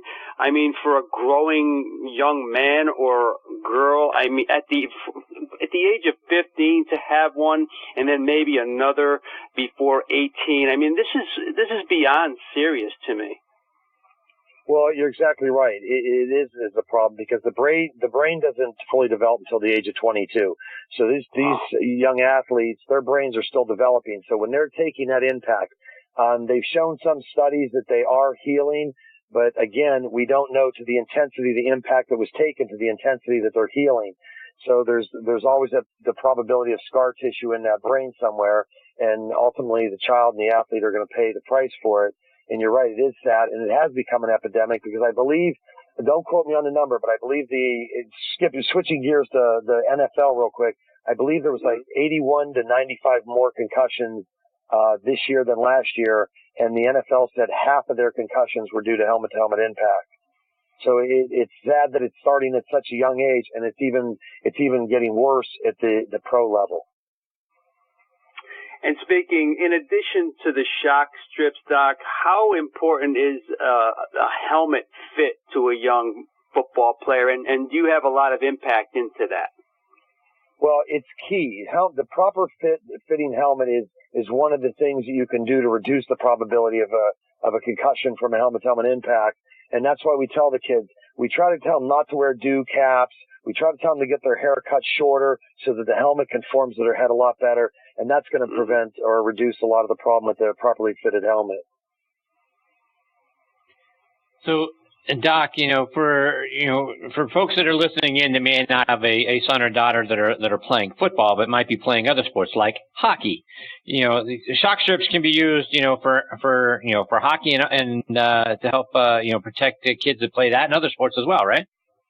Exactly. They'll go on hockey helmets. They'll go on lacrosse helmets. They'll go on bicycle helmets. They'll go on motorcycle helmets. And that was another thing I was going to bring up with you guys, that I'm proud that our engineers they've had a great winner because we're going through or have gone through the redesign process. So it looks a little more modern than what it was last year. And, yes, they can retrofit onto a lot of helmets out there to protect all kids in all sports. And for people that look at the shock strips and wonder about, friction, could they cause, other helmets to potentially, if they're, you got two helmets with shock strips on them and they, rub up against each other and all that sort of stuff that would be concerned with respect to, like I say, with respect to friction or other things. There's no danger to that, right? And that's something you guys, looked into as well? Well, yes, we did. That was one of our biggest concerns because, as I said earlier, the helmet companies used to want the helmets to bounce off of each other, and they called it a cue ball effect. Well, we found through the testing that the helmets staying together a little bit longer is beneficial for the athlete's cervical spine. So we found that the shock strips actually, the coefficient of friction or that little bit of a friction that's there with it was actually better than the alleged cue ball effect that they were looking for. And Doc, remind our listeners again, with respect to, some of the tests that you've done, when I looked over some of the test results you have on your site from previous tests, with products with straight line linear testing and that sort of thing. If you, with one helmet with shock strips, you decrease, by a certain percentage. If you have both helmets that come together, they're using shock strips, it gets even better. Talk about, the percentages involved and how much, the acceleration and that sort of thing decreases when you're using the product. Well, the highest testing, the best testing we found is it was up to a 44% reduction of the impact. and 12.85% on the angular acceleration. And the angular acceleration is the rotatory or rotation component of when a player gets hit from the side. Front on or direct impacts are bad, but they're not as bad as when the player actually gets hit from an angle and his head starts torquing. And we've seen some decent numbers with shock strip with the decrease of that angular acceleration. So we're really happy about that, and that we're really looking forward to seeing more players wearing it because of the reduction in the angular acceleration. So, Doc, one more before we let you go, and we got introduced to you and your product through a mutual good friend, which you heard during the station ID, our friend Jim Everett. So, curious for you to retell the story. How did you two get hooked up? Oh, well, first of all, I loved it when I heard Jim's voice. Actually, Jim called me when I was on vacation one year, and I was on the beach, and I see a call from California coming in. And for some reason, I never answer a call that doesn't have a name or isn't in my directory. And buddy of mine says, answer the call. So I answer it, and he introduces himself and says, hello, this is Jim Everett, and I'd like to talk to Dr. Novicky. And actually, I thought it was some friends of mine that were messing with me. So I'm kind of like going, yeah, right, sure, okay. And what I eventually did is I said, okay, I'm going to ask you a question real quick. You have to answer it real quick. If you don't answer it real quick, then I know it's not you. And I asked him who the football teams were that he was a quarterback for. And obviously he spit them out pretty quick. And at that point, I knew it was Jim Everett. And we've been pretty great friends ever since. We were laughing about the whole thing. And he's been a huge supporter of it. And it's always great to have somebody of his caliber as an ex-NFL quarterback supporting shock strip. Yeah, it's fantastic. Jimmy's great. Doc, before we let you go, let our listeners know about how they're able to, take a look at the product and check out all the information and the details you have, and then follow you as well on social media. Okay, you can find me at Shockstrip on Twitter. You can find Shockstrip at Zoom Internet, Shockstrip at ZoomInternet.net. And we're getting ready to revamp some of the website and everything. So if you go on and you have a little bit of trouble getting on it, that's okay. Just work with us here because we're doing a lot of great things to it. So anytime anybody needs to get a hold of me, they can always get a hold of me through either the website or social media. And I'm always willing to talk to any coaches, parents, players, whoever. We're out here just trying to protect the player and make the game safer. If I could say one more thing real quick. It kind of was a little disturbing to me is that I live in Canfield, Ohio, and there was a message on Facebook, and it basically said from one of the coaches that if we don't get enough kids, we're not going to field a freshman football team this year. And that kind of blew me away because this is a really, really good football team. Coach Pavlevsky is a great football coach, and here's a team that's a pretty good team looking at not being able to put a freshman football team out there. And if you don't have freshman football players, what do you have? You don't have seniors eventually. So it's sad that when I saw that on Facebook, I was like, the game is deteriorated. And Bob, you said it earlier, this is getting worse and worse and worse. And it's not getting better, and it's not looking like it's getting better. So I'm just fortunate to all the players across the country and the coaches, and both you and Chris supporting Shockstrip. And I thank you guys very much for that. Oh, Doc, we're big fans of the product. We've been saying, ever since we first met you that, that the shock strip should be on every helmet. It doesn't make any sense to me why they're not. We got to get this all the way up, from the NFL level all the way down to the Pee Wee leagues, because it just makes sense. I mean, if you're going to, reduce the, the level of impact on helmet to helmet contact, why wouldn't you? And, hopefully, more and more schools and more teams start to embrace it and, first of all, check it out and understand what it is and how it works, and then, start to embrace the product and wear it, because to me, this is a win-win for everybody. Why wouldn't you want to reduce the level of impact on helmets if you could? We do a lot of things with all the other pads and the rules and that sort of thing. Let's start addressing the helmet, and putting pads and cushions on the exterior of the helmet just makes sense. So hopefully we'll see it, the product continue to grow and prosper, because it's fantastic. Well, thank you guys very much. And we are, the teams, the parents, the players, the coaches, they're, like I said, they're starting to look and say, you know what, we're not getting anywhere with the evolution of the helmet, so we're going to take it in our own hands to use something out there that's shown. It's been on the field for 5 years and over 12,500 games. We've never had any major, somebody call us up and say, hey, we had a major problem with it, or nothing. So it's field tested, it's lab tested, we've got a paper written about it, a lot of great things happening. And again, thank you guys so very much. I appreciate everything you've done for me. Doc, we can't thank you enough for coming back on the show. We hope you'll come back again soon with some more good news. And like I say, when you've got the data to share, we want to be able to help you share it. So hopefully that takes place real soon. But in between now and then, thank you for being here tonight, and all the best to you and to Cindy and everybody over at Shockstrips. Thanks. I appreciate it. Take care. All right, take care, Doc. Take care, guys. Bye-bye. That is Dr. Stephen Novicky of Shockstrip. Again, we can't say it enough.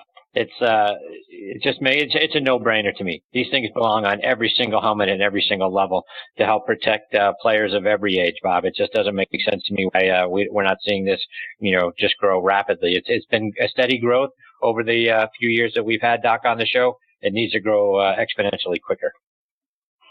I can't agree more. We talked about it last time, Chris. No matter if it's 44% less or 4%, it doesn't matter. They need to be on the helmets. And I think he made a great point. Between a good fit, which, they're not, these high school coaches, high school programs probably aren't doing as well as they should with the fit of helmets. Between good fits and the shock strips, the injuries just have to go down. And that's we need to see it in a lot more places just in high schools. Yeah, absolutely right. All right, we've got our next guest, Will Witherspoon, hanging on the line. We're going to get to Will on the other side of this station identification. This is Reggie Kelly, former Cincinnati Bengals and Atlanta Falcons tight end, and you're listening to TNT, Thursday Night Tailgate. Brace yourself for the explosion. And now back with us and making his fourth appearance on the Kyvan Foods guest line is Will Witherspoon. Let me remind you about Will's background. He's from San Antonio, Texas. And for our listeners on the Armed Forces Radio Network, Will's father served for many years in the U.S. Air Force. As a senior in high school, Will was named the Florida Player of the Year by the USA Today. He played his college ball at the University of Georgia, where he was a 3-year starter, including every game as a true freshman. He was a third-round pick by the Carolina Panthers in 2002, and he played linebacker in the NFL from 2002 to 2013 for the Panthers, Rams, Eagles, and Titans. After retiring from the game, he's been a sideline reporter for ESPN Radio 104.5 over in St. Louis. He is also the owner of Shiregate Farm, which I can tell you from experience sells some of the best beef products that you'll eat anywhere. You got to check them out online at shiregatefarm.com. And we're very excited that Will is back with us again tonight on Thursday Night Tailgate. Hey, Will, Chris and Bob, Thanks for coming back on the show. Hey, Will. Yeah, man, anytime. You guys, how things going? Good. Really well, thank you. So really good. I'm glad you guys can hear me. I'm actually standing out here at the farm right now. Is that right? So that's going to start right there. How are things going at the farm? Good. Getting everybody here for the 4th of July party and having a good time and getting the campfire going, getting ready to start that up before we start roasting some hot dogs tonight and marshmallows and stuff like that. And good for you. Just good times. Good times. Good for you. So, Will, I wanted to start tonight with with your alma mater, the University of Georgia. Kind of wanted to get your thoughts on the Bulldogs. What you as you look ahead to their first season under Kirby Smart. What are your expectations? Oh man, I'm definitely looking forward to it. To see the changes that Kirby's going to bring. Not in no disrespect to Coach Rick, because I had him as a coach, and I think he's a great coach as well. I think it's just the time had come for him to move on and do what he needed to do, and the change. I think the dynamic change of it all, of having Kirby move in, who was a guy I played alongside Kirby, so it's been kind of this sweet circle of things that I've gotten to see. So I'm looking forward to seeing what he brings to the table, because Kirby's honestly one of the smartest guys I played alongside in my career in total. So I know he understands the game. I know he knows how to teach the game well, and I'm looking forward to seeing what he does, with the Bulldogs this year. And Will, you posted a video of all the Super Bowl MVPs that have come out of Georgia, and as a Steelers fan, I love and appreciate Hines Ward.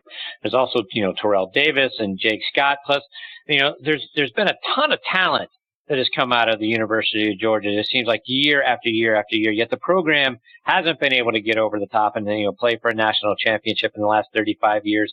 As you see, Kirby Smart taking over. Is there a missing ingredient that you think he's going to be able to put in place that is going to get Georgia over the top? I think it's going to take him maybe a year or two to really get all his pieces in line. You know how it is when there's a transition. But I think he's got all the pieces there. It's just to get those guys to fall into the understanding of what he brings to the table, what kind of coach he is, making sure they understand his system. That's where I think the question is how quickly guys take hold of that and make it their own, make it their mission. So when he gets that settled in, I think we're going to see a big shift in there. And of course, we already know the SEC has got its own time frame. It's got its own cycle that happens within it. And I think it's about that time. Bob, questions for Will? Will, it's great to speak with you again. I think of your introduction to the league. When you came in, you played under John Fox, and prior to Fox going to Carolina, he was big up here in New York as a defensive guy, Will, and always known as a defensive coach. How was he as a head coach, and how did he treat you as soon as you got into the league? Coach Fox is still one of the best coaches that I could have had coming into the league, right? It's, for me, at least, right? That I think he was the coach who did a great job of delegating things to the right staff members, having those guys in place. I had Sam Mills as the linebacker coach, Jack Del Rio as my defensive coordinator. And, I look at that and go, just those two pieces alone kind of make a great statement. But beyond that, I think he did a great job of just pushing you to the limits. I mean, a lot of people really need to understand Coach Fox's background to really understand where he gets that from. That's a family trait, right? And he knows how to push guys to the edge and try and make you say, look, this is what it takes to get there. But the other side of this is, if you want to stay here, we all got to be on the same page together. And I think he did a great job of pulling our team together to commit to one another, not just what we need to do as a player to make it in this game, but to commit to the other players, your other teammates, and be sure that you were on the same page all the time. Like, I think I said it before, it's one of those things where you don't do two jobs on the field, so don't try and get two paychecks, so don't try and do that twice. Just do your job. I think he did a great job of putting that forward. And I think him going to Chicago, matter of fact, I was just up there a couple of weeks ago speaking with him. But him going to Chicago, I think is a great thing. And Will, we also think of a guy like Jeff Fisher as a good defensive, solid defensive mind, good coach. You played for him both in St. Louis and Tennessee. Share with us the differences or similarities between him and Fox. Again, two coaches who are do their own weight in gold in delegation. They aren't afraid to let their coaches coach, right? They have their style. They have their understanding. They're going to know the systems, but they're not afraid to let the coaches coach. And Fish was another great prime example of that. Of course, in Tennessee and when I had him here in St. Louis, I think he's got an even bigger challenge ahead of him right now with just trying to get over this hump with the team moving to LA, transitioning, getting guys settled in and making sure they understand that, things are going to be a little off for the time being, but going forward, that's not going to change anything about who we are. That's not going to change who this team is or what we want to accomplish. Well, I came across an interview you did with Pro Football Talk and NBC Sports last September where you said you and some of your teammates think that the Patriots perhaps might have cheated prior to Super Bowl 38 by videotaping some of your practices. And just to level set everyone, Super Bowl 38 took place back in February 1st in 2004, and the Spygate incident didn't come to light until 2007. So this obviously would have predated that. So, Will, was there something specific that happened that sort of made you guys wonder and shake your head that the Patriots had to have videotaped us to know this? Well, there's certain things that we put in place. Every team does. You come up with new game plans, new schemes, new things that you try and do, not just week to week, but when you're playing in a game like the Super Bowl, you've got 2 weeks to prepare. Let's go ahead and do this. So things that you've never done all season. And of course, with a team like we were at the time, I mean, you look at it across the board, pretty much every position on the field, we were basically interchangeable one way or another. It didn't matter. I mean, Dan and I were, especially in the linebacker position, Dan and myself could go to either side. We'd slide or move or do anything else. We wouldn't worry about that kind of thing. So as a team, that's who we were. We had this ability to kind of move around. I mean, you got Pep in there. You've got Mike Rucker, Mike Minner, everybody in there. So everything was kind of interchangeable with us. So there were some things that we put in the game plan that we had never done. And to see an immediate calm kind of reaction to knowing what was going on, talking about exactly where the pressure's coming from, who's coming, like there were some things that you made you question it. I know, Brinson Buckner and myself have talked about it a couple of times because he's listening to it right on the nose of the ball. And we got to a point where we just was like, forget it. We're not trying to push anything else. Let's just do it and get back to what we do and play ball. Mm-hmm. So, in your mind, is there a cloud of doubt and a lack of integrity that's going to hang over Bill Belichick and Tom Brady's legacy based on sort of all the scandals, if you will, that they've been involved with? There's two things I totally have to give both of them a level of respect. Tom Brady knows how to play quarterback in this game, knows what to do, knows how to do things. Is there ever going to be an asterisk or a question about whether or not he did it completely the right way? Who knows? But you also switch that around and look at, Bill Belichick and go, this is the coach who went, who always, I think, tries to set what the limit should be. So as a coach, great approach, gets players to buy in, does exactly what he is. You can't doubt his record in that point. So I think, yeah, is there going to be maybe some people put asterisks next to it and go, but what about this and this and this? Yeah. At the end of the day, we can't go back and play those games again. So, there's a point where it's just, it's not worth Pete Rose and the guy, Bob, one more for Will before we let him go. Sure, Will. I mean, you've been out of the league a couple of years, 3 years now, and to me, it seems like you've made a very smooth transition to the quote-unquote civilian life. We talk to a lot of guys and hear a lot about guys that have a lot of trouble having played football for so long, since they were, my goodness, 9, 10 years old up until the age of 30, 35. Transitioning, you don't seem to me to have had that big of a problem. Does that go back to your education? What was stressed to you as a youth? Because you seem to be incredibly in good shape right now and very, very literate and, of course, very successful. Well, part of it is, instilled by my parents. Like, that was one thing. Like, they always made this moment of football a game. It was never the focal point of my life, right? Like it was my job, and that was understood. It was the part I enjoyed. It was they kept it as a game for me when I was a kid, and they never stressed the fact that you have to do this to be here, to get there. This is what makes you the next great thing. Like, we never had that question. So when I look at it, that was a part of it. And of course, they've always stressed me to do more and be outside the box. And so I've always been a kid who, even as a kid, it was like, well, I'm going to do this and this and that and this. So that's why, when I ventured out into business in different ways, like my first business was doggy daycare in Charlotte. I mean, that's still great.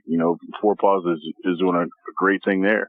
I ventured into a couple of things that I was testing the water in, whether it was real estate at the time and, or whether it was just what I want to do in the restaurant. If I want to ever get into a restaurant and do that, like kind of dabbing in the very light levels just so I could look under the hood of things.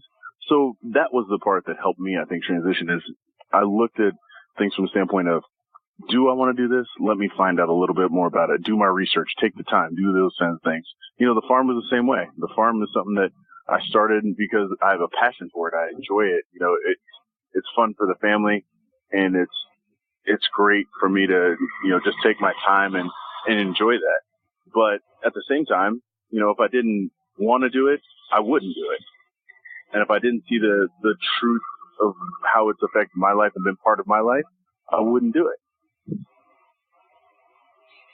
And Will, before we let you go, I saw that you're also doing some things now with Farmers Insurance, speaking of farms. Yeah, definitely.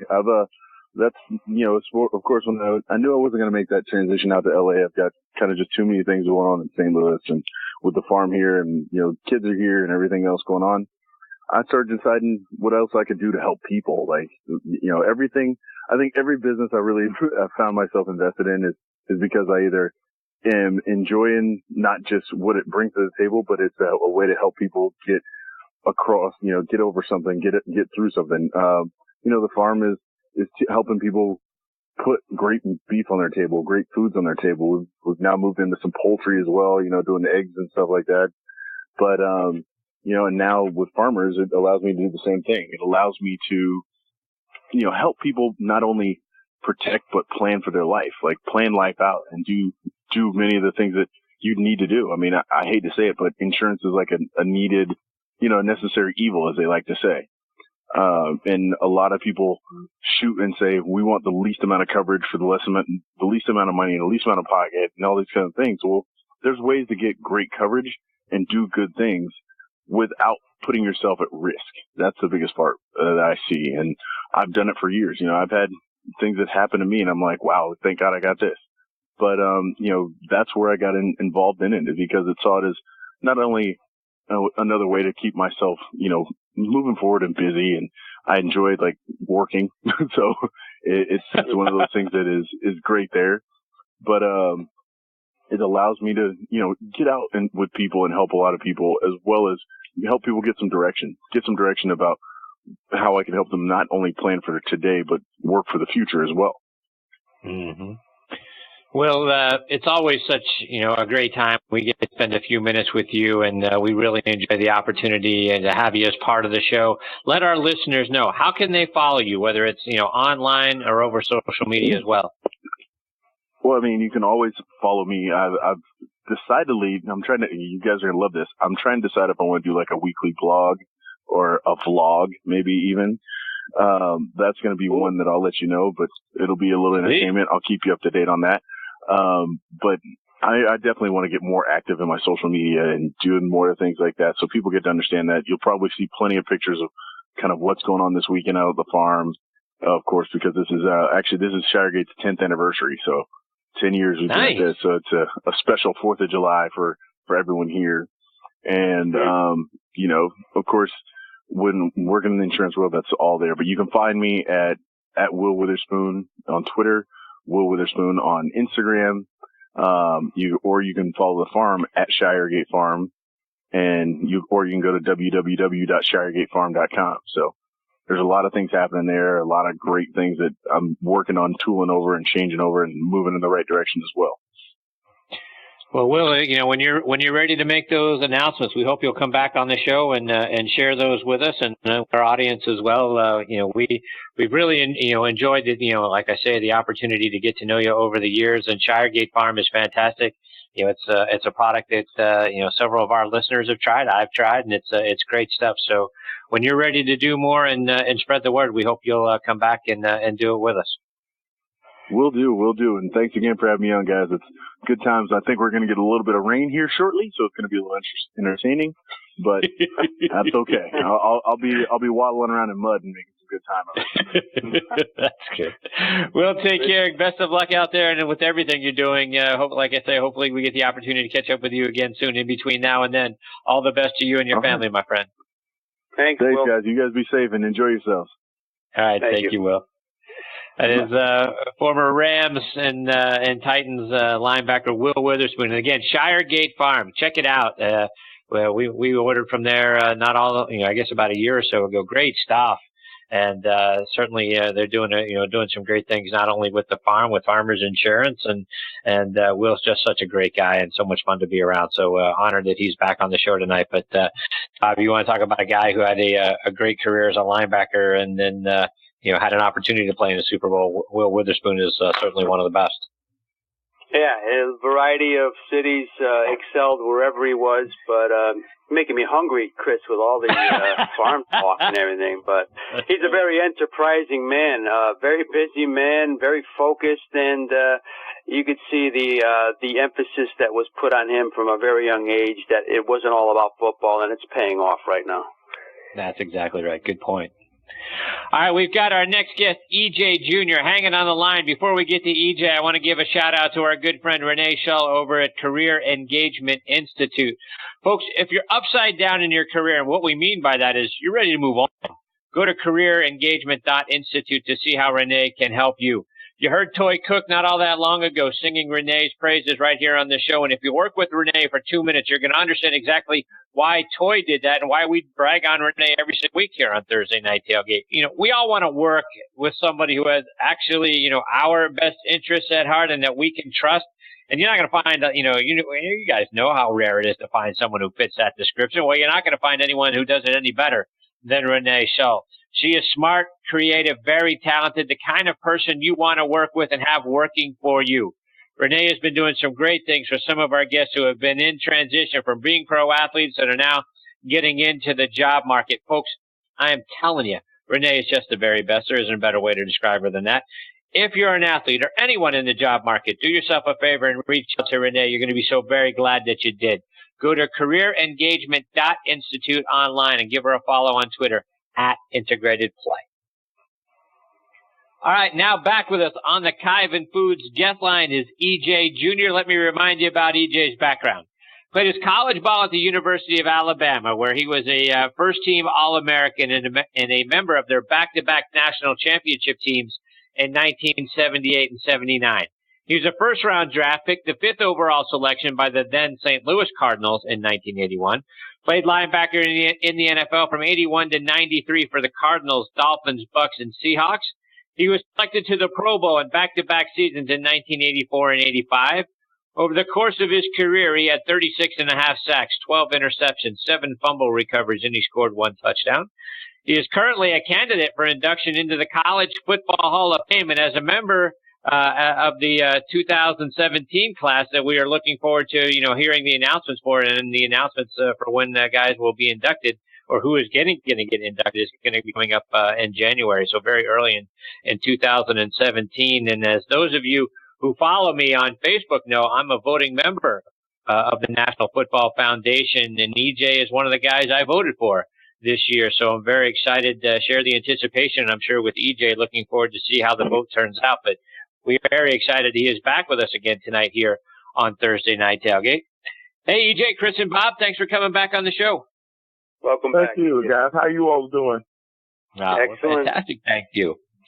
So, EJ, we got a ways to go, right, until we find out who the 2017 College Football class is going to be. Like I say, it's January 6th is the date that we'll all find out who gets inducted this year. But talk about what it would mean to you to have your college football career, end up with here now in Atlanta at the College Football Hall of Fame.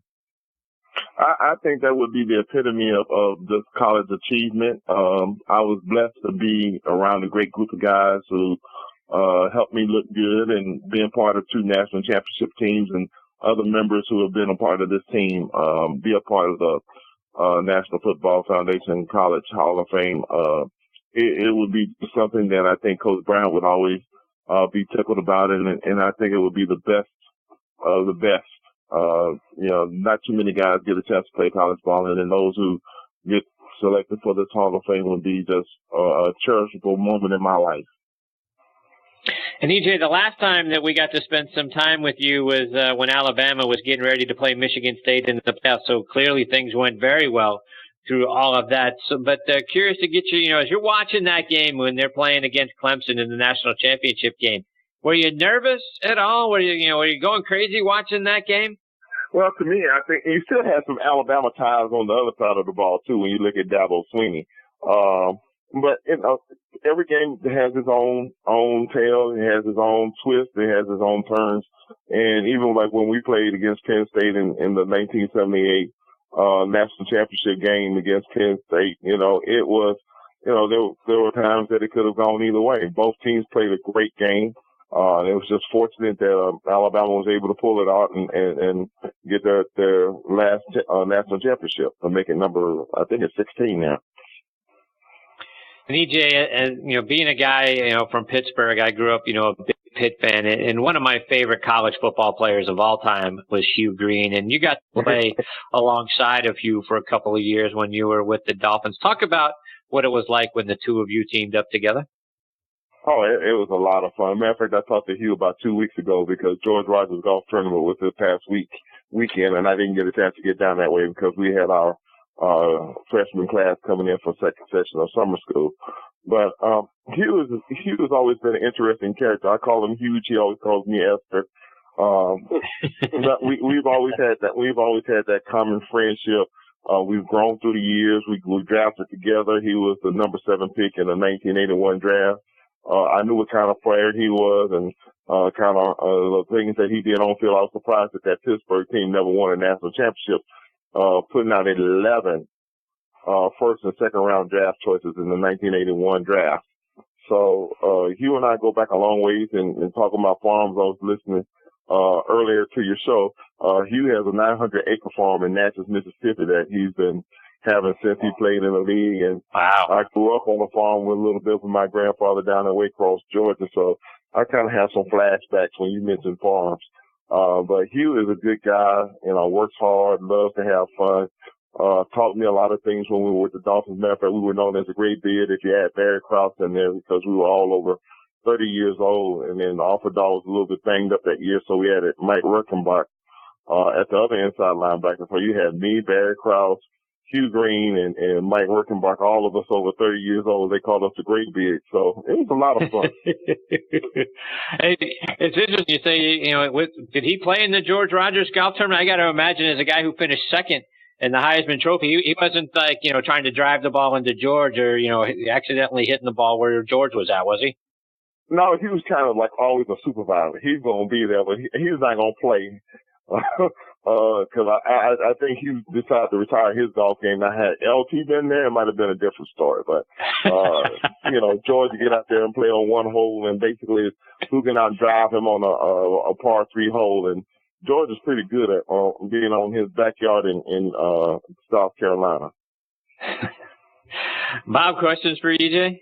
Hey, Jay, it's great to speak with you. We talked earlier in the show as far as Chris and I alluded a little bit to the toughness of practices and the way practices are conducted now compared to when you were in college. And having played for Bear Bryant, I know there was contact drills, EJ. I know that for a fact. So, give us a little insight into how tough it was playing for him. And was he one of these guys that was a hands-on coach, or was he more of a delegator? At the time that I came into Coach Bryant's presence, he was more of a delegator. He coached the coaches, and the coaches coached us. He knew what he wanted, how he wanted. Now, he would come out of that tower and work on certain things. If he wanted to show you how to block or a certain position, how to tackle, he would come out of that tower real quick. So you got a chance to see him firsthand, even at his age. I really believe that at the end, when I was playing, he was mellowing out, because my senior year, it was the first time Alabama got a chance to wear white shoes. They got a Nike contract with contract with Nike, and that was the first time we ever had white shoes and had Bama on the back. I'm like, the old man is mellowing because we have white shoes. And then playing in the Cotton Bowl that year against Baylor, it was the first time that the players had their jerseys their name on the back of the jersey. So I felt like he was mellowing out. But as far as the contact drill, it was always a physical. We worked physically, mentally, emotionally, day in and day out. There were drills that we would go through, gut checks, scrimmages, things that we would do to prepare us. And the things that we learned on the field had a lot of carryover off the field. And there are times that you feel like you want to go out there and practice or do some things. And Coach Bryant's philosophy was, well, one of these days you're going to have children, and you might be on a job that you don't like. What are you going to do? Quit. If you got a family you got to feed, bills you have to pay. And so sometimes when you went through a lot of those drills, you pushed yourself to a point that you didn't think you could do it anymore. You would always find a little bit more to get you over that hump. And matter of fact, it carried over in the national championship game against Penn State when we had the famous goal line stand. Marty Lyons looked at Chuck Hussein on the play and says, "I think you better pass," because we had gone through gut check. Nobody was tired. Nobody was, surprised that we were on the goal line. We looked at it as another opportunity to show what we were able to do, and we came out victorious. So one of the things that Coach Bryant instilled, you never say die. You never quit. You just keep pushing and do the best you can, and let the chips fall where they may. And sometimes that physicality carried over, into the things that you do in life. And now with all the rules and, worrying about the concussions and the way that the game has changed a lot, you still try to instill a tough mentality. We just have to be a lot smarter about how we go about doing it.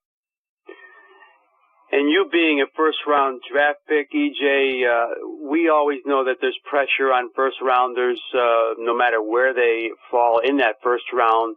But I assume from what you just said that the background with Coach Bryant and just the way you were raised kept you kind of grounded and it never got to your head. No, it wasn't going to get to your head. Matter of fact, I was talking to one of my young coaches earlier today, and it was talking about the time that I got a chance to be a starter with the Cardinals, learning from the old guys like Dan Dierdorf, Tim Carney, Roger Worley, Jim Hart, Mel Gray. Those were seniors and upperclassmen, as I would say, once I got to the pros. And they brought me in there to be a starter. And I came into camp 2 weeks late, and going into the first game of the season, Coach Jim Hamilton was going to name me the starter. And I said, well, did I beat out Tim Carney? He says, well, no, not really. I said, then you're going to start Tim Carney. And they all looked at me like you're crazy. He says, look, you're turning down the chance to start. I says, when I beat you, you'll know. But I haven't done anything to earn the job yet. And he says, well, they're training you to take my job. I says, well, when that time comes, I'll be prepared. Not to know that Tim Carney was going to get hurt in week 2 versus the Dallas Cowboys, and I was going to be starting the rest of the year. But that was just mutual respect, teaching the young pup how leadership comes, and I've always been humble. And anytime I've gone to a Hall of Fame, I don't take personal credit. I give it all to the guys that I played with, be it the Tennessee's Hall of Fame or the Alabama Sports Hall of Fame. Those guys made me look good. And it would be the same thing in the College Football Hall of Fame. I didn't do it by myself. There were 22 guys who we practiced, fought, played together that helped me be the person that I am. And I give the credit to those guys because we won the championships. It wasn't me. We had great coaches, and Coach Donahue, Sylvester Croom, who's with the Tennessee Titans, Coach Donahue, God rest his soul, Bill Oliver, Mal Moore, God rest his soul. They've done a lot to help me become the young man on and off the field. Even in spite of my shortcomings, I was blessed by God to have a great group of coaches and mentors. And then playing for Coach Bryant, and then going on to the pros and playing for Jim Hamilton and Gene Stallings and Don Shula and Tom Flores, those values carried over. So when you look at team, there's no I in it. You work as a group. We work as a unit. We work as a machine, and that machine is like a 12-cylinder Jag. And if one of those parts don't function properly, that car doesn't run well. So I was just part of a big machine to do what I do, and I'm just blessed to have that opportunity. EJ, you were when you were with the Cardinals, you were there at the time when they made the move away from St. Louis and to go out to Phoenix. How hard was that for you guys, leaving the fans of St. Louis behind? And does the Rams move now out to LA make you feel badly again for the fans of St. Louis? They're kind of going through it all over again? I do. I really sympathize for the people in St. Louis, because when we were there, the football team was always considered the stepchild of the baseball team. The baseball team has always been the main team because it was a baseball city. But the war between Mayor Shamel and Bill Will just went back and forth, and all it was over getting a new stadium. It was ironic once we left to go to Phoenix, how much of a void that it left, and the people of St. Louis did a lot to endear us with them. Being in the community, going to the school, putting on football camps, golf tournaments, playing softball during the summers, the off-season jobs, because we didn't make the millions of dollars that these guys make now. We had off-season jobs. The commitment to family, churches, and friends. It was a hard pill to swallow, to start all over, pick up your bags and move, and then start all over again. And to see the Rams go back to California, I'm sure it's very disheartening. But, the city of Los Angeles lost the Rams to St. Louis. They just got a chance to get them back. Unfortunately, I don't think the Cardinals are going to come back to St. Louis. And I pray one day that there will be another team to play in St. Louis. I just don't think it will ever be the same. And EJ, you're now at Delaware State. You talk about the kids coming back and the things you're doing. Talk about, coaching at Delaware State, coaching their defensive line, and your experience so far being a coach there with the Hornets. Well, I'm enjoying it. I've been with the head coach at Central State for several years. I got a chance to move up to the FCS level and get a chance to work with a great group of coaches. I think we have way too much fun sometimes. We got 3 former head coaches, 2 that I know. John Allen was a coach that I knew over in NFL Europe, who was a head coach at a Division II college. I knew him, and Vince White, who played with John Elway in Stanford, is our running back coach. He's been a head coach before. And out of all the players, all the coaches on our staff, only 2 have not been coordinators or head coaches. So we have a great group of coaches who are young and have some maturity. It's going to be a fun season. We had our bumps and bruises last year, but we got a chance to recruit 2 classes. I think we'll do some great things this year. We'll make an impact in the MEAC, and our goal is to be in Atlanta for the Celebration Bowl, and against the SWAC. And the team that won it last year, which was North Carolina A&T, we weren't that far from beating them in their own backyard. So we have a lot of young people. We have an upswing that we're looking for, and we'll let the chips fall where they may at the end of the season. And hopefully we'll be in Atlanta when it's all said and done. There you go. Bob, one more for EJ before we let him go. And EJ, when you left the game, the NFL in '93, is coaching something that was immediately on your mind, or did you test the waters of other things before you decided, this might be for me? Well, I had been a drug and alcohol therapist and counselor several years before I retired, and I was really looking into getting into NFL administration, looking to become a director of player development, which I did do that for a couple of years with the Miami Dolphins. But it just so happened as I tore up my knee and ended my career in 1994, Rusty Tillman and Coach Flores asked me had I ever thought about coaching. And I was brought there in Seattle at the end of my career to help a young group of linebackers do better. And I actually was kind of like a coach on the field and in the meetings and things. And they looked at me well enough to say, well, we brought him in as a coach on the field. We might as well give him a chance to be a coach off the field. And I got my first taste of coaching and got away from it a little bit, but, always had that itch to be in it and been doing it for a while now. So I'm enjoying it, and maybe I'll get another shot to be a head coach. I'm not trying to jump in that chair anytime soon, but I'm loving doing what I'm doing because this is a lot of fun. I get a chance to teach what was taught to me, and hopefully we'll do some great things and have some success, and we'll see how it all ends. EJ, remind our listeners how they can follow you online and over social media. Well, I'm on Facebook, of course, and I cannot even remember my Twitter page and do so much recruiting on it. But I think it's _1 on Twitter. I have to go back and look at it because I'm always tweeting and retweeting. But I'm going to always be available. I can be reached on email at ejunior@desu.edu. Because I'm also the director of player development for the program, and wishing you all guys the best. It's an honor to always come on your show, and we'll see how this thing ends up in December where I am with the Hall of Fame. Yeah, absolutely. We're rooting hard for you.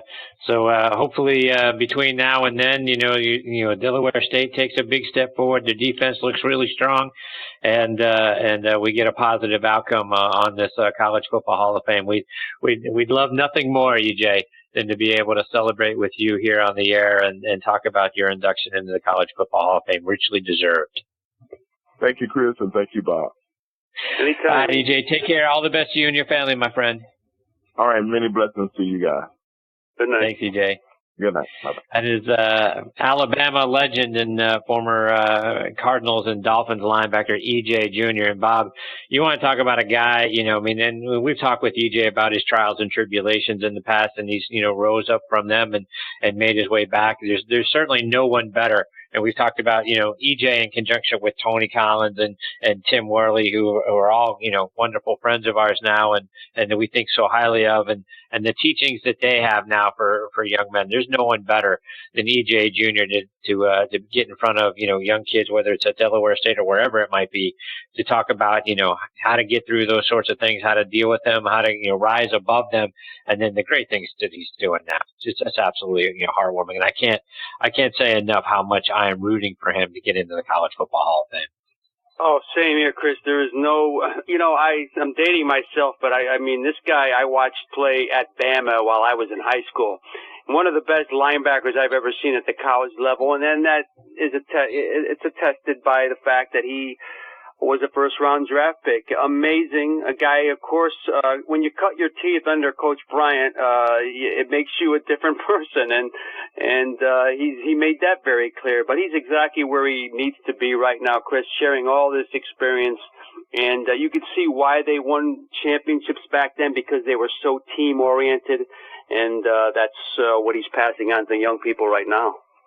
Yeah, and it's sort of been the theme of the show tonight, right? Team-oriented. So many of the guys tonight talking about that, and it's exactly right on, right? And like EJ talked about, you never get anywhere in any sport on your own. You never get anywhere in life all on your own, right?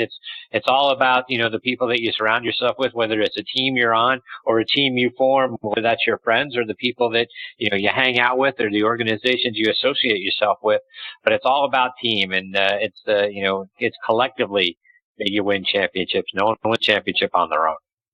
Yeah, can you picture any player at Alabama back in those days, Chris, pumping their chest, saying, I'm so-and-so? No. So that was, I think he got a lot of his team background from a coach named Bear. Bob and I come back. We'll be turning on the Thursday Night Tailgate Spotlight. Positive here, which players are doing great things in their communities, and then we'll wrap up the show, and we'll do all that on the other side of these words from our friends over at Coastal Orthopedics, Kyvan Foods, and the French Lick Resort. Are you suffering from chronic pain in your shoulders, hips, knees, or wrists? Tired of living life with an old injury that just won't go away? If you answered yes to either of these questions, we can help. At Coastal Orthopedics and Sports Medicine, Dr. Candelora and his fine staff of medical professionals will get you back on the road to recovery. Their state-of-the-art facility and attention to detail will ensure you will be enjoying life again and feeling invincible in no time. Since 1991, Dr. Candelora and Coastal Orthopedics have been specializing in joint replacement, arthritis, and osteoporosis care, as well as pediatric and adult general orthopedics. Visit us on the web, www.bone-dr.com, or call our Newport Richey office just north of Tampa at 727-848-1417. Proud sponsors of Mike Ditka's The Gridiron Greats Assistance Fund. This is Reggie Kelly, former Cincinnati Bengals and Atlanta Falcons tight end, and I'm the owner of Kyvan Foods. And if you enjoy delicious food, you're going to love my Kyvan products, which consist of our honey apple salsa, sweet barbecue sauce, and an array of seasonings. For store locations, online orders, and recipes, check out our website at www.kyvan82.com. That's KYVAN 82.com. One taste, and you'll appreciate the goodness. Now's the time to plan that golf getaway you've been dreaming about at French Lick Resort. We have new Golf Academy packages for 2016, guaranteed to take your game to the next level. Try our one-day Quick Fix Academy for golf emergencies. For more in-depth learning, try the Game Changer, designed to make you a better player. Our staff professionals are ready to work with you at French Lick Resort. Did you know there's only one place in the country that you can play courses designed by two members of the World Golf Hall of Fame on the same property? The Pete Dye and Donald Ross courses at French Lick Resort make us an ultimate golf destination for 2016. Check out the Ultimate Golf Package, the Hall of Fame Package, and other great offerings at FrenchLick.com. Let 2016 be that year you finally take your dream golf getaway at French Lick Resort. Play the courses champions play. Hey, welcome back. This is Todd Washington, two-time Super Bowl champ, offensive line coach for the Baltimore Ravens, and you are listening to Thursday Night Tailgate with my boys Chris Moscato and Bob Lazari on the Armed Forces Radio Network. Go get them, guys. And we're back here on Thursday Night Tailgate, and we're turning on our spotlight on the positive. Bob, who do you got for us this week?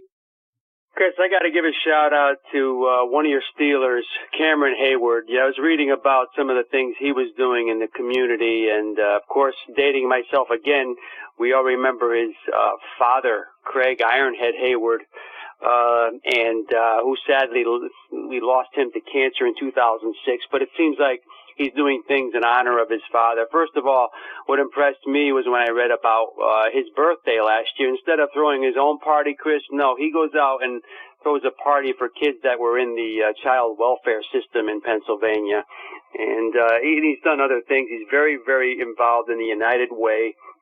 One of the things that really got to me was he is very involved in this Project Bundle Up, where a lot of your Steelers there in Pittsburgh, Chris, they actually go shopping with some underprivileged kids, and they buy them winter outerwear, which you know how it gets in Pittsburgh in the winter, but that's the kind of guy that he's been doing. He's been seen a lot at the children's hospitals in Pittsburgh, and just a lot of things like that. And of course, again, in honor of his father, very involved in various cancer causes. So props to Cameron Hayward of the Pittsburgh Steelers tonight.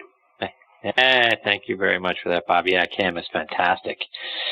And, Bob, I want to put the spotlight on Seattle Seahawks fullback Derek Coleman Jr. Derek became deaf at the age of 3 and is the first legally deaf player in NFL history. He has been an inspiration to many, and through his No Excuse Foundation, he encourages those with similar challenges to pursue their dreams despite any obstacles that arise to them.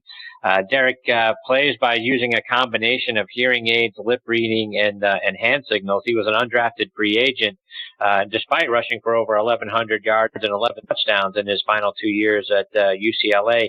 And, oh, by the way, running a 4.440 at the NFL Combine for a guy who's 6 foot, 230 pounds. So being very impressive. Still went undrafted.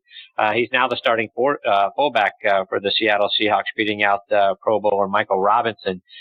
He was featured in a Duracell ad, for hearing aids, and because he uses the Duracell right in the hearing aids that he wears, and he inspired 2 twin sisters who also wear hearing aids, and the sisters wrote him a letter of support that was so moving that both Derek and Duracell invited the sisters to watch Super Bowl 48 in person. Remember the Seahawks winning Super Bowl 48. So kudos to Derek Coleman for not listening, if you will, to all those who told him that he couldn't overcome being deaf and he couldn't, overcome being not drafted, and not letting anyone stand in his way to realize his NFL dreams, and turning others, that are dealing with, hearing issues, and helping them, pursue the dreams, that they have through his foundation. That's what his foundation does. They try to sponsor, kids, to try to fulfill their dreams, whether it's in sports or academics or whatever it's about. They try to help those kids, reach their potentials by giving them opportunities that they may not have been able to get. So kudos to Derek Coleman Jr. for what he's doing to help other people that are dealing with the sort of issues that he has dealt with his whole life overcome those and realize their dreams, Bob. And as we said, Chris, we wouldn't have been able to just talk about those two guys without doing some research into it.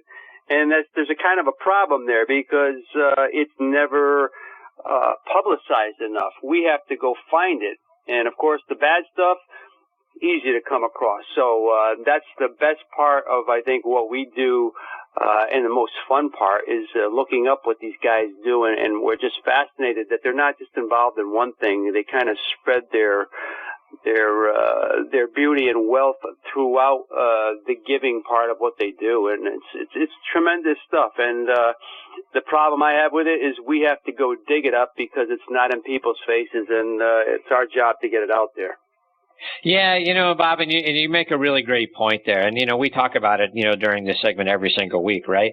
To your point, the bad stuff, the Johnny Manziel stories, are on the front page, easy to find. You Google Johnny Manziel, there's a million stories that come up. It's, it's everywhere. But when you're trying to say, hey, there are a lot more guys doing a lot of great stuff, and it's out there, but you're right. You got to really dig around, search for it, and try, different ways to find it. Because putting in, a simple Google search about, NFL players, doing good, or NFL players impacting their community, or any of that sort of stuff, not a lot comes up. You really got to dig around to find it, which is, what we say, right? That's a sad statement, for us in our society that, these types of stories, if they're publicized at all, it's on page 12, or it's, 12 pages into your Google results that come back.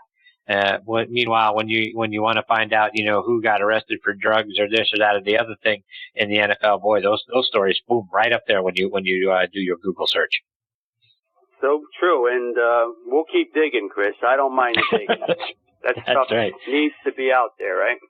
Right, yeah, and this is the stuff, right? This is the stuff that, we're trying to get out there every single week, right? That's why we do the Thursday Night Tailgate Spotlight on the Positive, because we want you to know who are doing the good things. You can find who are doing the bad things. They're in your face all day long, whether it's on CNN Headline News or ESPN News, you're hammered with it, all day long on the radio or whatever it is you're watching or looking at. Boy, those are easy to find, right? We got to make sure that the guys that are doing great stuff, and again, 99% of the guys in the league are doing great things, right? They've got foundations. They're involved in their communities.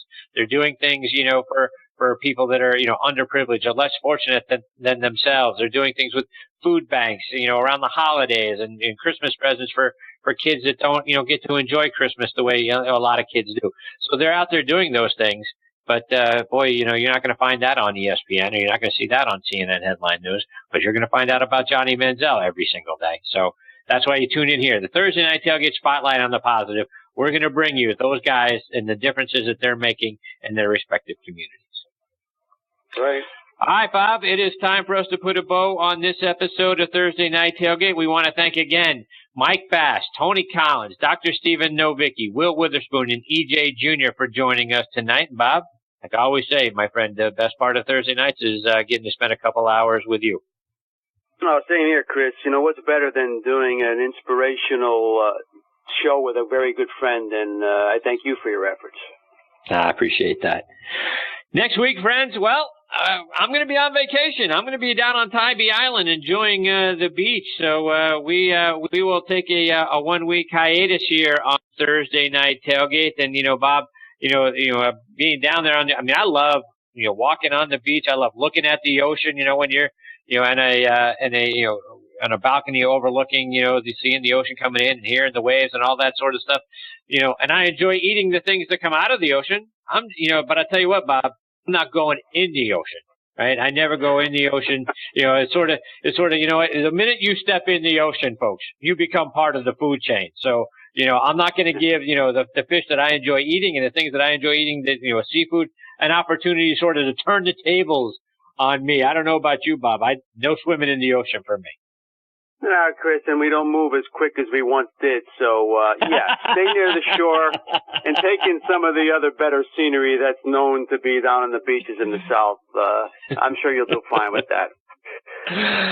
Right. So, we're taking next week off, folks. But speaking of the ocean, when we're back with you again on Thursday, July 14th, we'll be joined by a trio of Dolphins that night. So, we're looking forward to having former Dolphins fullback Don Nottingham back with us, former Dolphins linebacker Dwight Hollier also making a return visit, and our good friend and TNT Hall of Famer, former Dolphins and Jets offensive lineman John Bach, going to be back with us. So a trio of Dolphins that night. We'll also be joined by former Falcons wide receiver Brian Finneran as well, and then of course Tony Collins, former Patriots Pro Bowl running back Tony Collins, with us every single week here on Thursday Night Tailgate. So we look forward to all of those guys when we're back here again Thursday, July the 14th.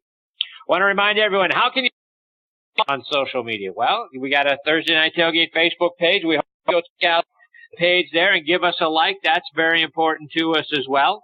On Twitter, you can find me. I'm at TNT Mascaro. Bob is at Bob_Lazzari. The show is at TNT Podcast.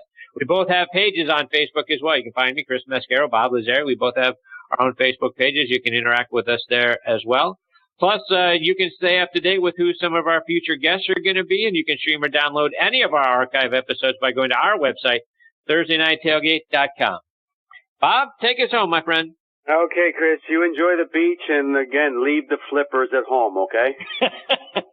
Indeed. No worries, my friend. I'm not getting anywhere. All right. And again, thanks go out to our announcer, Joe LaGianusa, for the great job he always does with our weekly intro and ads, and to James Brocato and all the guys from Painted Faces for our upcoming outro music on behalf of myself and Chris. We thank everyone tonight for listening. We appreciate all of you very, very much. Until next week, good night, Kevin. We miss you.